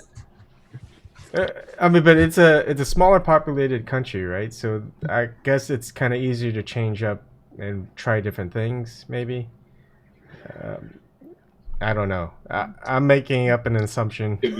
Well, to me, it just seems like we've had a better media and we have had better funding politically. That's all. So seems like the biggest difference. How many media corporations do you guys have? Well, at least we have. We don't really have that many major newspapers. We have 3 that most people frequent. But you know, they fact check and at least when it comes to Norwegian politics. Hmm. They fact check and keep us updated. But when it comes to American politics, they just copy paste. Yeah. Pretty much. Okay, so let's go back to media. I guess this will be our last one. We should. I guess it's not too late. It's only 12:38, at least Eastern time. Is it 12? Oh shoot! Yeah. I have work tomorrow morning. Oh yeah, a lot of people have work, so maybe we won't go for much longer. But what are your thoughts about independent media? Is that the way? Is that the way to get rid of mainstream media? I don't know necessarily if we can completely overtake mainstream media, but if we can give them a hell of a run for their money, I think we'll be in pretty good shape. It's a shame that we kind of have lost a lot of trust in the Young Turks as of late, as well as perhaps secular talk to a lesser degree. But it is what it is. We just simply have to move forward with that. With that knowledge. Now, to be fair, there might still be some things we can work with between these people who we recently come into friction with every so often. But we shouldn't be afraid of, just because we have bad blood with certain segments of independent media, that should torpedo the whole basket. In the end of the day, we are our own best interests, and so we have to be able to articulate that and to be able to advocate for that fiercely and virulently, and as studiously as we can. Yeah. I think Tim Black has it right that you just have to, sprinkle some facts on people. That's how it goes. Do it on Facebook. Do it with your family. Do it with everyone. Yeah. Keep yourself updated. I'm too scared to do it with my parents. Oh no, that's the best. Yeah, I can't even convince my family that. Like my sister and my parents all voted for Hillary, and so it's like my power is the limit of my power. The irony is I live with a family who's who's sort of buys into the lesser two evils. Their politics are closer to Bernie's, but but their mentality is. They're practical, yeah, but they're realists also. So, I mean that in the sense that that's sort of their governing philosophy, not like that. Oh, these people, not in the pejorative sense. And this is where the trouble comes in with independent media is money. But then once you start getting money, you can do bigger things and better things. But it also runs a risk because you risk being assimilated back into the system, because that's the incentive structure. We've seen. But there's also it comes with the big advantage, because there are a lot of people who are ready to volunteer for people like Bernie. Yeah, and that's I don't know. What are your thoughts, Erik, Stevie? Do you think money will be a factor with driving independent media if one medium gets too big? Not if it's grassroots funded. Well, I mean, the Young Turks is grassroots funded as well, but that doesn't necessarily. Partly, they're partly grassroots funded. They raise some money through donations, but they also make a lot of money through I think at least 1/3 or 2/3 of 1 or 2/3 of their money is generated from YouTube. Which one is it, Yvonne? Because that I know that has radically different connotation. The one I looked at was back in maybe 2014. So even if it was 1/3, 2/3, it could be 2/3 now. It could be the opposite. So, I mean, but basically, every media out there is funded by advertisers, because corporations we're a spending market, right? So Now, unfortunately, even smaller channels like Ben Dixon's or Tim Black's to some degree are driven by that advertiser money. And thankfully now there's Patreon, so now we can alleviate that on a regular basis, but it's still a rough place to be in for a lot of us. I think it'd be awesome if Patreon, for example, would do a monthly subscription to give you access to everything on Patreon. I know it's different than its model, but it would just help us. Somebody would be you would see which channels your friend on there or something watches, or somehow it would help people be exposed to other things, which is Oh, yeah, that's a good Actually, idea. yeah, that's true. Because Patreon isn't just a donation system; it's also sort of a social media platform. Yeah. So They do. So if people can leverage the social media portion of Patreon to shift attention towards independent media I'm focus, just thinking that like could be a huge sharing audiences. Yeah, that would actually be really, really big. And I think if we can manage to secure some economic power for ourselves with our own occupation, personal day-to-day occupations, we could begin to amass the pools necessary to be able to effectively challenge it. Sorry. Yeah, I mean that's kind of something that I've been struggling with because it's just kind of like I try to put news out there and do this stuff, but then it's just like once you take money, it's kind of like this, that's where I don't know. I'm just like so afraid of like the corruption of money and the credibility, like loss of credibility. It's like, well, you're just saying that because you want to be able to have ads before your video or whatever. Well, but then at the same time, it's just like, well, you kind of got to pay the internet bill in order to do this stuff. Yeah. And Ed's the dependence on money that we need to be most wary of. Not necessarily the money itself. It's because money is more or less is a figment of our imagination that we've created for the sake of convenience of exchanging values. But it's the dependence on that idea that can become very dangerous if we're not careful about what we are actually prioritizing. And people actually have a bad rap about advertisers, except there's also a lot of small companies that can't advertise on mainstream media. And so they would want to advertise on something like YouTube on a channel that gets thousands of views, but maybe not millions. But it's not going to cost them like $50,000 to air it. It may cost them maybe $500 to maybe $1,500 to air, and they might actually get some benefit out of it.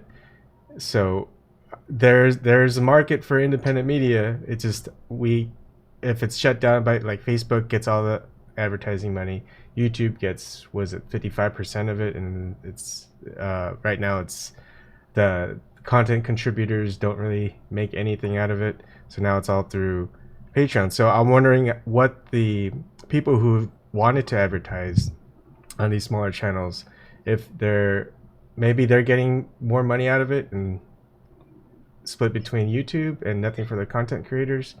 So it gets to the point of, the advertisers want their advertisers out there. That's bar none. But they don't want to spend a lot on it. So that's the paradox. I think kind of like what Tim has, with the coffee. I think that's coffee, like a perfect, t-shirts. Yeah, and it's something that it's like mutually beneficial, but it's not it's ethical, So stuff like that, and it gets a smaller business out there. But what if the coffee was like Folgers? Oh no. Oh no. I mean, it's nice because the coffee that he has is. Tim, you couldn't even sell out to Aspens. Come on, man. Have some standards. If you're gonna sell out to something meaningful. No, he hasn't done Folgers. I'm just saying that. No. I'm just saying. Yeah. If you do have to do it, just make sure you're getting it from a company that can at least do it in premium. I guess it comes down to like who are you associating your name with? Right. It's like, is this an ethical company? Do they treat do they have morals? Basically. Yeah. So, and unfortunately, to be fair, and this is why I don't necessarily strike against people who don't necessarily engage in ethical consumerism. Sometimes the people are in a position where they don't really have the resources to actually effectively gather information to determine who's actually ethical and who's actually doing something illegal, because oftentimes these companies do things to bury their unethical behavior into the 15 feet under the earth. or 50,000 leagues under the sea. And so by the time you are able to dig out that information, you've probably wasted 50 hours of your life. And your bosses are probably really pissed at you for being late for work for a week. So really, at the end of the day, we have to be mindful that it's not always practical for us to determine those. One thing that I'm trying to build out for the independent media world, because me and Tim started a company, and I started my own software company, but it's still in the works. No. And so one of it is a platform where independent media, it's basically like an eBay, or not an eBay, like a like an auction system for advertisers. So if someone goes live, like Tim Black, and he knows he's gonna go on for an hour, there will be maybe 3 or 4 time slots for like a minute or a minute and a half commercial. But during that time, the advertisers can go on and see, hey, Tim Black's got like 600 people watching it, or another live stream there's like 15,000 or 1,500. They go, hey, I want to bid for this slot because there's a lot of people that I want that are watching it, so I'm gonna want to air a commercial for. So they bid. So $500. Another company says, no, I want $600. All those toy lightsaber companies are just rubbing their hands right now. Yeah. So now, if a system like that works, and say like one live stream just goes viral, and it gets like hundreds of thousands of views, and then someone like a Ford goes in and wants to air a commercial for like $60,000, and all that money goes directly to the content creator. So is that okay? Because that's out of the content creator's hands. It's basically whoever bids the most amount. So wouldn't you have to set it up so that the system for server costs as well? Because yes. Aside from the fees, but there's like the. Oh, okay. So there will be some fees to pay for whatever the cost for the overhead cost. For the overhead, that's incorporated, but it's not like we're going what's going to attract them to that? Because like they already have a deal, like they can already, and it doesn't require them being like, because it could be a lot cheaper than what YouTube or Facebook. You could run it non for profit. You mean? They probably like write off that on their taxes anyway. So if the idea is to like get it out of the content creators' hands of the advertisement that's on their system, so they have no control over it, or should there be a control and the content creators have like a blacklist or a whitelist of what companies they will allow or won't allow? Obviously, ideally, they should have a control. Like it would be preferable if they had a control. But I see the advantage in not having that, because then you could claim like, oh well, I don't have any loyalties or I don't have any decisions about. But for me, I just hate annoying advertisements that like are really flashy and like loud. It's like I didn't give you permission for 5 seconds to like bombard all my senses and like try to stick something in my brain as like deeply. Some of these. In 2004, I was watching C-SPAN, and this guy was like, I'm aware of these like political focus groups where like they play like 12 different versions of an advertisement for a negative attack ad or something, and they see not which one, like not the facial expressions, but they actually like hook up like electrodes to people's brains and then like see which version hits the deepest emotional sector. I remember I was watching that back in like 2004, and I was like, oh gosh, people we're not even aware of like how deep this goes or whatever. So without being aware of that, it's really hard to say that we're an educated electorate, or something. Actually, I have something interesting to add there politically. Okay. Here in Norway, we political commercials on TV are banned, not allowed, and that's because just because of what he just said, that they impact people, and they have no substance usually, Right. Like those doctors that say that they're doctors and endorse medicine, but they're just like paid doctors, they're gonna say that. Yep. I like the idea of it. I think it's a pretty good idea, and so is it going to be are you going to have the whitelist, blacklist, or is it going to be like totally blind? That's what I want to know, what people think, because I think it should be like an option to have, I guess, I guess like a list of people that are okay and not. So, I mean, if you look at podcasts, like a lot of podcasts involve the actual host doing a bit, like kind of like Tim does for the coffee. So I think that's a tried and true way, and then it keeps it simple and it's like personal, so it's always going to be vetted. Yep, I think that's a pretty simple way, and it gives may give some channels which are trying to focus on more specific things. Like currently, I'm considering putting together a leftist literature club where I'd do read-throughs of various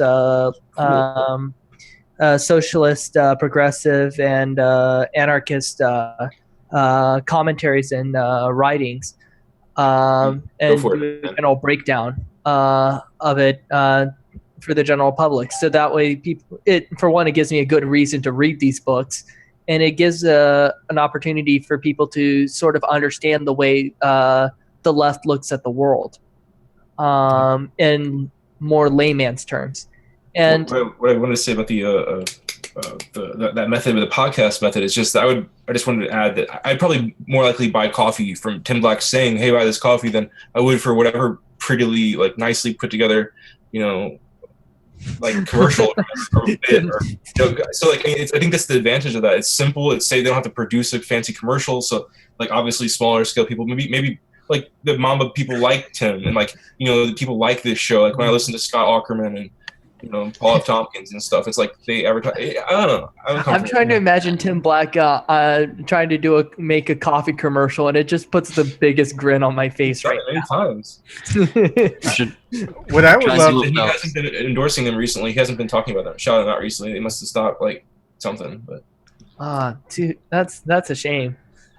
I mean, it'd be fun. It'd be a fun thing to do, to make commercials for independent media people. Because, I mean, you can make fun of the whole Pepsi commercial where they're giving them a Pepsi can and then everything's all right. So another one is you give them, you try to give them a Pepsi commercial and, they get shot to death and it fades to black. I call dibs on the parroting for the old 80s Michael Jackson commercials. I don't even remember those. How old are you? I am 22. I am 22. So how do you know about I don't even remember the 80s. YouTube. There is the power of YouTube. Yeah, I know that. But Harry Motown, and if you were into Michael Jackson before he died, you probably might have run into that one point or another. Yeah, I've probably seen it back. Can't remember. Yeah, it's the old. I think like back in the 80s, it was like the old Billie Jean remixes. Oh, I'll have to take a look. But anyways, Erik, do we want to kind of wrap up, or what are your thoughts? You're the host. I'm very silent tonight, but I'm just listening. Do I want to close with anything tonight? No.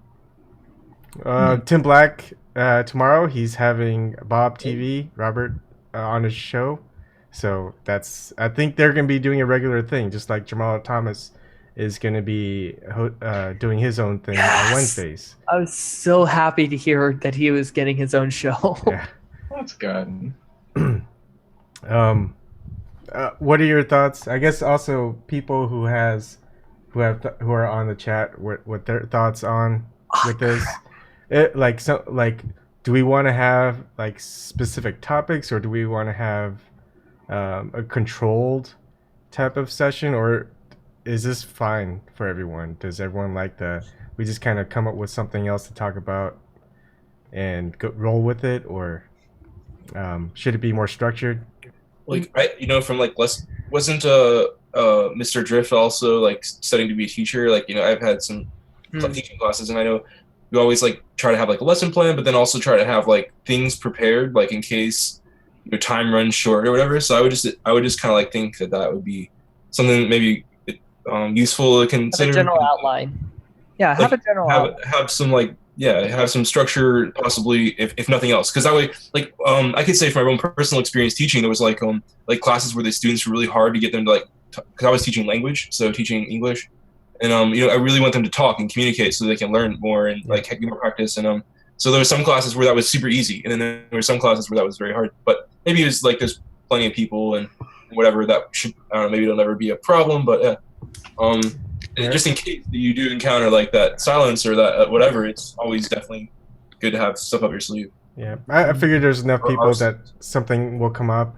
I think most of my idea originally was there's gonna be a lot of talking points after a Tim Black episode, and there's a whole bunch of like news in the independent media world to talk about. So you cover those at a time. And it feels independent media world news. We can talk about like there's just a few that we just talk at infinitum. Like you said something about secular talk was not doing so good. I mean, like we can talk about like why. I think that's important conversation to have. Like review independent media, what stories are out there, and like what's strong and what's not. Like because that's important to try to tell the difference between the bullshit and not. Yeah. Yeah, and it doesn't necessarily. Oh wait, what? Oh yeah. Well, Tim's been kind of hanging around since the start, but I'm pretty sure he's been tweeting a lot because there's a lot to tweet about. The thing about Jordan Sheridan, I stopped like caring about that dude since before the election. It was a few days before the election, and he was actually online doing a live stream in his apartment or wherever, and he was talking about how if Trump's emails were hacked, you'd have the same thing. And I was like, I like typed in the thing. I was like, so you mean if Trump's emails would have hacked, it would have turned out that the whole media was coordinating to get him elected as well? How's that freaking possible? Like, and I think that was like, I was like, that was very suspicious. And I was just like, I like a lot what he's saying, but that's weird. And like, I saw a live stream either today or yesterday or something. I just saw it for a few seconds. But he was basically just laying down on his bed, and it was just, you could see his whole body. And he's on his bed, and he's talking about stuff. It's like, really? I mean, they've got all this money, and they're still filming, and not even in HD. They're filming in like 480p or whatever. They're not doing any work. They're not actually doing journalism. So of course it's like that. Yeah, it just feels like a lazy way of just getting commentary or news out. The party line.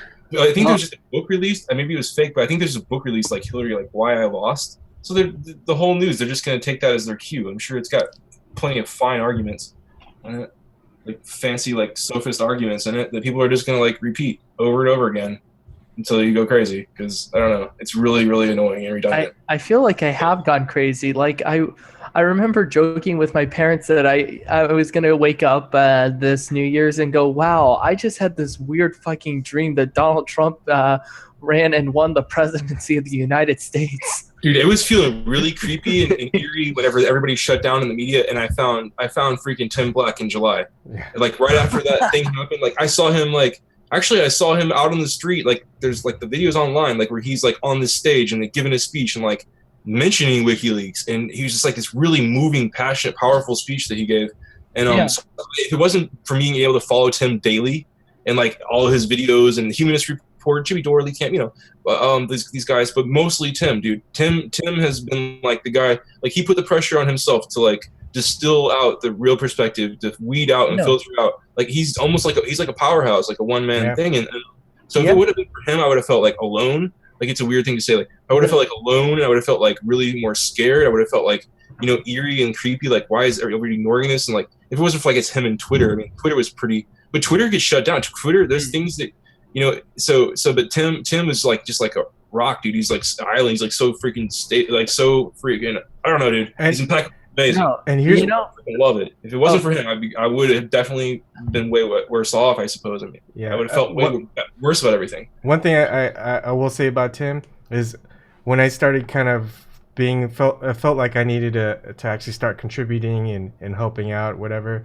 It's like I reached out to everyone that I watched, all the independent media people that you guys follow, I'm pretty sure. Mm-hmm. And the only one that really replied was Tim. And so, I kept at it. I said, how can I help? How can I help? And slowly, like, I sent him to PC. And it's like, Tim responds to people. And people, I mean, you see all the views that he gets. He works pretty hard. And where he actually responds to people, like Jimmy Dore, I don't think would ever respond. Jordan Sheridan, no. I got one response from Jimmy. I asked him some advice, like where to start one time, and he sent me a pretty good, a couple paragraphs about, start with unions and, So he did, but then I tried talking to him again after that, and I haven't heard anything. But yeah, just like one time he did. Yeah. So I mean, that's pretty good. I mean, you It's got to kind give of him also- some credit because he's pretty busy with his private shows as well. But still, I just think that there's some people who just they're on their own thing. They hear people that say they want to help out, and then you just kind of don't write back to them because you know you're not going to get a response. But Tim, he'll respond to you when when he gets to it, which is great.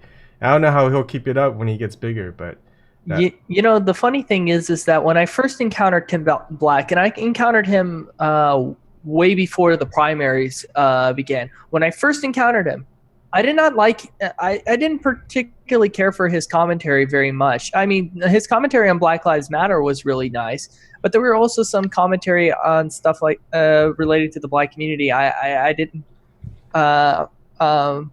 particularly agree somewhat with his attitude. But I mean, this is where I'm saying once the primaries hit and I gave him another chance, I began to realize that, you know, for whatever I might disagree with him on minor things such as the cultural value of of pursuing social justice from a cultural aspect, there's a truthful and earnesty to what Tim Black pursues that I honestly can't help but admire. Exactly. I may not always agree with him, and I'm not always in agreement with him lockstep, but I always know that he's speaking from a position of integrity. He's not just trying to bullshit me. Also, he doesn't do like well, he does more and more now, but like traditionally, he like doesn't do clips, and you know, like that's hard. Like the 2-hour shows, like it's all on his show. Like he works so hard, man, and so that's why I think he gets frustrated or something or different things at times because it's just freaking hard work. You know? Yeah, I mean, back then when I encountered him, it was I think it was a little bit before he started doing the live shows. But now I think he's found and not only has he found a calling within progressive media, he's also managed to find a calling for himself, and he's found people to rally behind. Because if you had told us two years ago that he'd be leading the front line against the Young Turks or something like that, people would have thought you were nuts. I would have probably thought you were nuts. But here we are. Yeah. But you know, he's so justified in doing what he does, and like. It's just because of the huge void and vacuum. Not, you know, like Jon Stewart used to dismantle a lot of the Fox News and the bullcrap, and like, you know, and like there's a huge void and like a vacuum that opened up after like he was gone to doing that, and then like everything happened and unravel, or like, you know what I mean? And so I guess he just is empty is like much as they're like lockstep and ignoring things and not talking about things or sticking to the party line. And then you just got little Tim out there, and it's like, you know, he can't stop because, like, he's stops, like, you know, like the same thing it was last July. Like, there's nobody. Like, you feel like alone, and that's like weird. Like, so thank goodness there's Tim. Like, I always think that, like, I don't know, man. You know, I'm always skeptical, and I'm always going to be scrutinous. And I mean, like, you know, that's my right, and like whatever. If I don't like, if I eventually decide to tune out, I'll tune out. But like, I really. So far, and I have high hopes for him, and I think his fight is like just and right because we need somebody. We need voices, just like Tim. He does not sensationalize crap, dude. So I was on social media, like I was active, especially since July, and I was active before that, like, you know, really in favor of Bernie since, like, I guess, I don't know, January or earlier of the year. So, but you know, losing my train of thought. Just give me 1 second, please. Go ahead. Social media, July.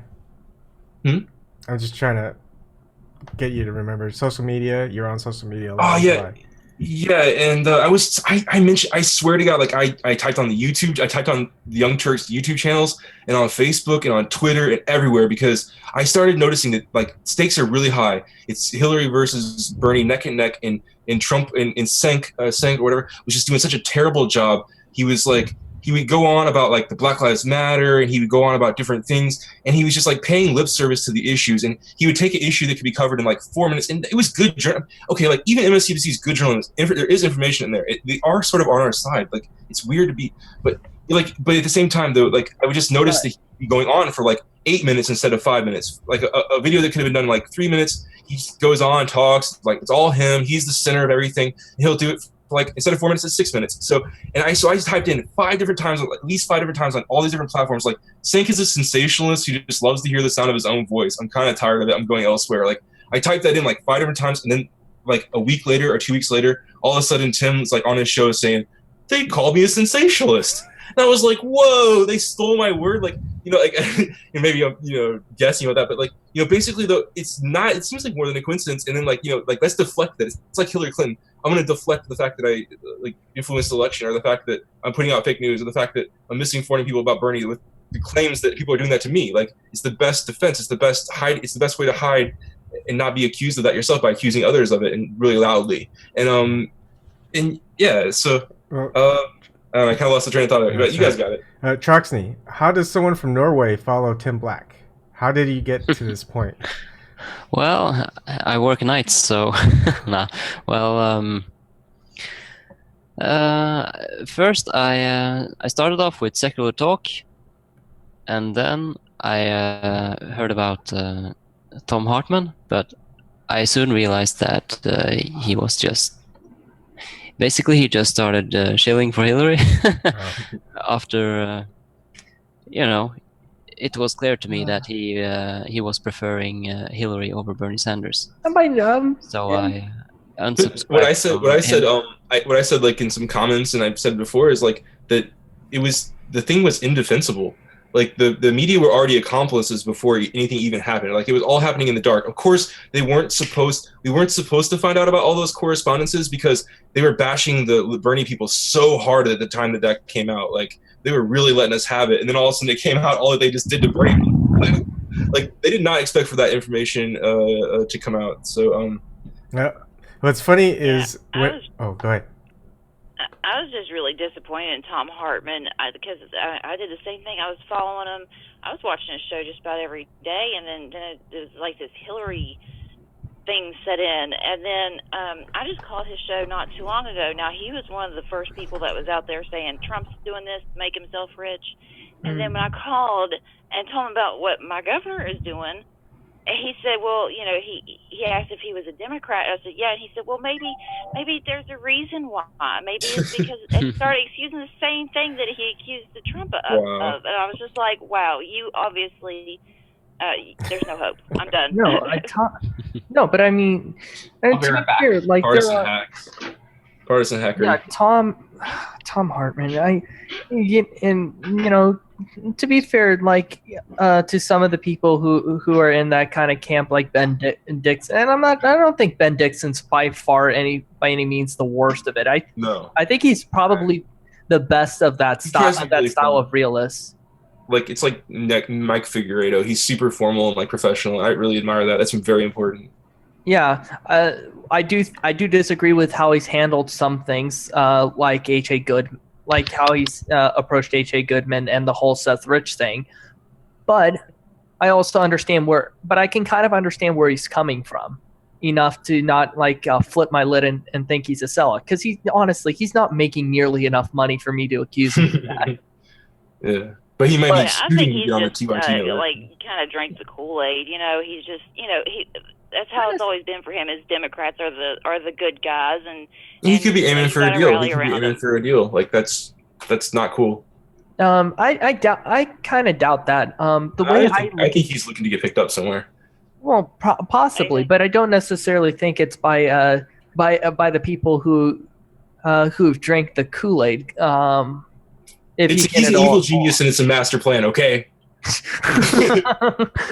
No, I'm not. I always look at people's best qualities. See, I always assume that people mean the best, and that's like one of my faults. Is like I assume the best out of people, and no, I do so, too. There might be something darker there. I don't know. No. I try to get. Well, I would say it's indefensible. Anybody who, out of all the people in the coalition of Defend Hillary, did you hear anybody like actually defend WikiLeaks, like really take it on, like really say, okay, they did this. It never happened. It never happened before election. It didn't happen after the election. Nope, they don't want people to know about it because they blocked it up. So it was a massive, like the biggest PR cover up in history. And like, so that's kind of my point about it. Like like there was just a handful within independent media who were willing to do that. They didn't even You try. had Jimmy Dore. No, you had Jimmy Dore. You had Mike Figueredo to a lesser extent. You obviously had HA and Tim. Mike Figueredo was amazing. Hell, even until maybe like a couple months ago, but he's still amazing. He's still 100% amazing. He just kind of like slowed down a little bit. What happened is like after the election, after the hysteria died down slowly, way more slowly than it should have, because they kept the hysteria going and the fear crap. What? Like these fake things to be distracted by and think about the protests. There's so many things that came up to like anything but thinking about what just happened and really talking about it. And yeah, Mike Figueredo though, he just suffered from the thing that happened to all these people, which is like a lot of people eventually they're going to get out of politics. Eventually, it's going to wait until like the next election cycle. So there's only a few of us. And it's not going to be as active as it was before. So like the ratings are down, everything's down. So like I guess it's easier to get like down in spirits a little bit. Like I think that's. But then now Mike's part of TYT. So. He's just an affiliate, though. He's not. His channel isn't branded with TYT. Yeah. It's just. He's awesome. He's pretty awesome, man. He's probably my second favorite dude out there. Even Ben Dixon, who again probably more in the realist camp than most of us would appreciate, but he has some beef with WikiLeaks over the nature of the docs release. But all the same, he was willing to concede the point that what the DNC leaks had revealed was a stunning. That's important. That's a litmus test. Yeah. And I think that we have to understand that, I tried to make this point to Ben before, or to Tim very poorly on last Tuesday. Not everybody in the system is some evil mastermind in on the conspiracy. Some are just well-meaning people who get caught up in the hysteria. And what we need to parse out is that while we do need to be critical of the people who are generating the hysteria, the specific people in charge of generating that hysteria, we should also be mindful that there are plenty of people in that system who are just in there as cogs in the machine, and there is in some ways just as much a victim of the system that they are existing within as we are being directly affected by it. Yeah, but they're also guilty of being like not critically thinking enough and like perhaps too prideful or arrogant or presumptuous or something else. But until that point, that point where they reveal themselves as such, I don't think it's wise to necessarily make that assumption about other people's natures. That's my point.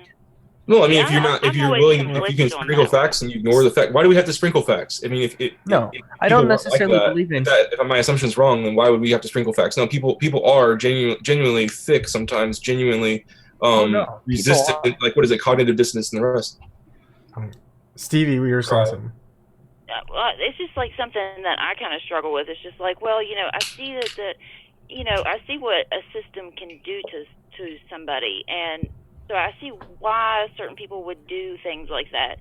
But at the same time, it's just like, well, I know that if I totally sold out and if I, didn't give a shit about other people and just sacrificed, just stepped on other people to get what I want, then yeah, I mean, I could have money and I could have, all this stuff, but like, I'm not willing to be a part of that system. So it's just like, I kind of I don't know. It's like I kind of see where they're coming from, but at the same time, it's like I'm not taking part in it. So why are you? I'm not really. It's the parable of Darth Vader, to be honest. It's how and this is including TCW. So it's not like not like vanilla prequels. This is it's the path to hell, and the path to hell is paved in good intentions and a road of litany of bad choices that just inevitably lead you to a place that you didn't originally want to be. Oftentimes the people who get corrupted by the system weren't immediately gravitated just solely by the money. And in the case of Vader, it was the litany of a history of losing people over and over and over again that drove him to the breaking point when it finally was somebody he couldn't afford to lose. lose in his life. And once that happened, that's all it took. That story's great because you can draw like comparisons and like and have points of references, have an exercise mind, like hearing the stories. Right.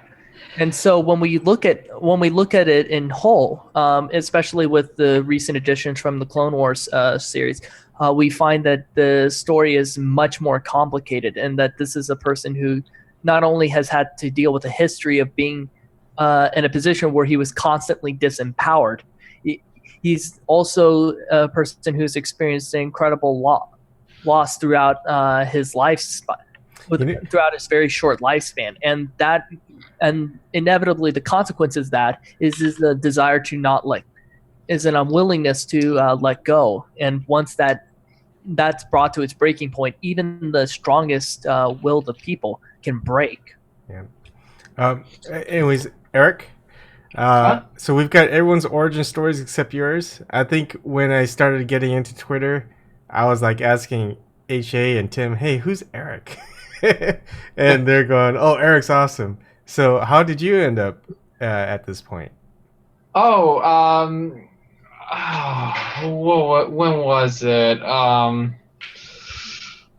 Like I started being on Twitter, just having fun, just saying stupid things, until I took things actually seriously, because I was all for Bernie. Yeah. I didn't care what the mainstream media said, because I knew they were just gonna lie about Bernie anyway. Until I found H.A. Goodman, I was like, you know what? When I watched the first, I forget what segment it was. I forget what it was. But I think it was like sometime like around maybe like May or June, I believe. I'm not sure. I have to look through my Twitter history. And then I started to support HA, and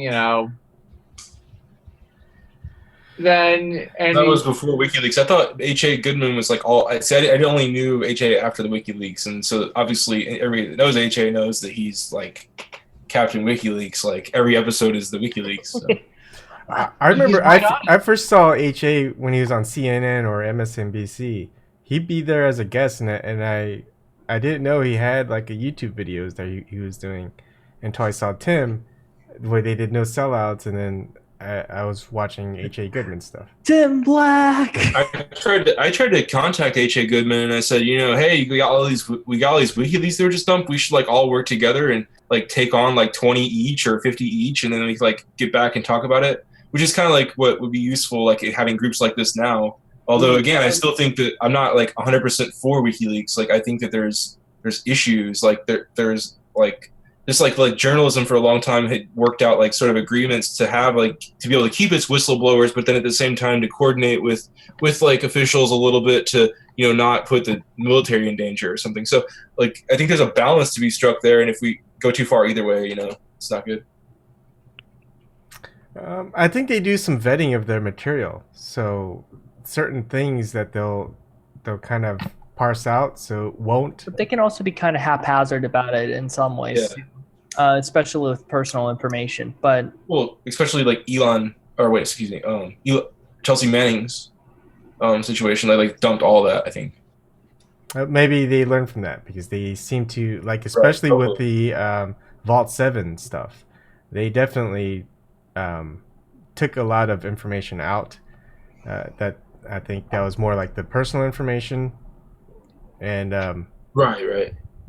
So anyways, I think that's a good one for tonight. There's always more every day, because Erik is gonna host with Kelly, right?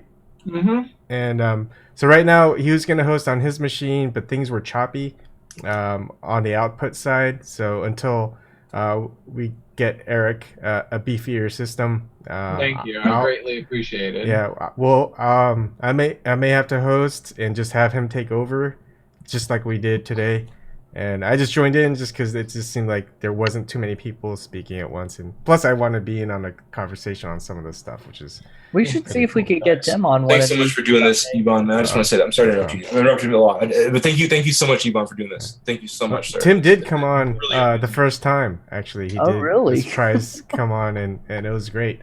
Because he's been in the chat for a while now. He's probably tired of being on live all the time, and so. That's fair enough. But yeah, anytime anyone, and pretty much anyone's invited. So if he drops in, it'd be like a big love Tim party right there. So, if he's ever down and depressed, all he has to do is jump on After Hours, and everyone's just be like, "Hey Tim, we love you." Exactly. Yeah. Yeah. It's just like a giant. It's like an even bigger version of Freedom Friday. Yeah. Okay. So Erik, what's your sign off? What's a sign off? Well, What's behind the sunglasses? Don't forget some cornbread. You better say cornbread. Oh, what's yeah. behind? You really want to know? Is- Okay. Well, it's a lazy eye right here. Oh, okay. Wait.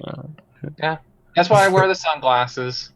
Oh, That's fine. I have one eye that's bigger than the other. Sometimes I try to compensate by making one eye bigger, but And then you'll know sometimes the I don't eyebrows. like looking into the camera to myself. That's yeah. why I wear the sunglasses, since it makes me feel a little much better. My eyes get like bloody red by staring into the screens all the time, so I have these Gunnar glasses that I usually use, but it just makes you me. got gaming glasses? Yeah, I'm a gamer too. So. Oh, I'm a gamer too.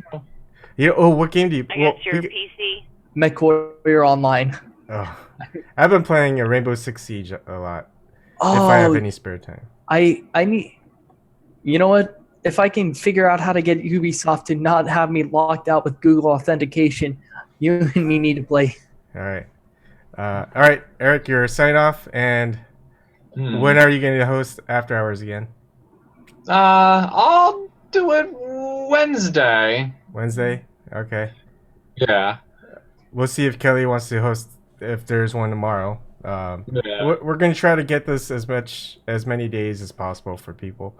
Yeah. All right. Yeah, I can help out some if you need it. Okay. That'd I'm be just awesome. gonna tell I don't know what I'm everybody. doing, but I'll try it. I'm just gonna try to tell everybody to come. I want more voices. I think that we get more circumspect and judicious and all sides considered when we have more people on the table. Every time, like bring more and more people in to say their 2 cents, and they might have some like ingenious stuff to offer. It's bound to happen. Like more the merrier. Absolutely. That's what I want to do. Like personally. And the tough part is moderating it. Is some people don't speak enough. Some people speak too much. But I like to get everyone. I'm sorry. No, that's fine. So Do you have a Erik YouTube channel? so that I use often. yeah. Okay. Don't feel afraid to say, Tim hey. I subscribed. Yeah, I already subscribed to you, ALS Drift. Oh, thank you. Anyways, you're signing off again, Erik. what's gonna be your motto? Well, I want to end it with like something funny. Okay. I always well, support independent media. Fuck mainstream media. Triggered. Triggered. Yeah, they get so triggered by the truth. They get so triggered. It's like Okay. It's like, why do they have to be so appalled when it comes to the truth? Why do they have to be so offended at the truth? Honestly, I would rather be more offended by a lie. I would rather be more offended by a lie than I would rather have someone tell the truth. Because honestly, it would, I would rather have people tell me the truth instead of some bullshit lie. But that's me. Yeah. That's me too. Yeah. I'd rather keep it real. Honestly, I mean, mainstream media and fake news, they're the perfect example when keeping it real goes wrong, because it ends up going wrong. Yeah. Tim Black is the real Larry Wilmer. No, Or Larry keeping it Wilmore real. is the Yeah. real Larry Wilmore. Or Tim Black is Tim Black. Yeah. All right. Thanks for hosting and taking over, Erik. Thank you. I really appreciate it. Although I was a little nervous, Yeah, it's nervous. first time. It's hard. But we I'm probably just trying need to to get used sleep. to this. We all need. I think we all need to sleep. So on that note, I am going to sign off for tonight. Thank you. Thank you, everyone in chat. Thank you, everyone. Really appreciate it. All right. Bye. Yep. All right. Have a good one. Oh yeah. Take care, everybody, and I'll see you upon the gales.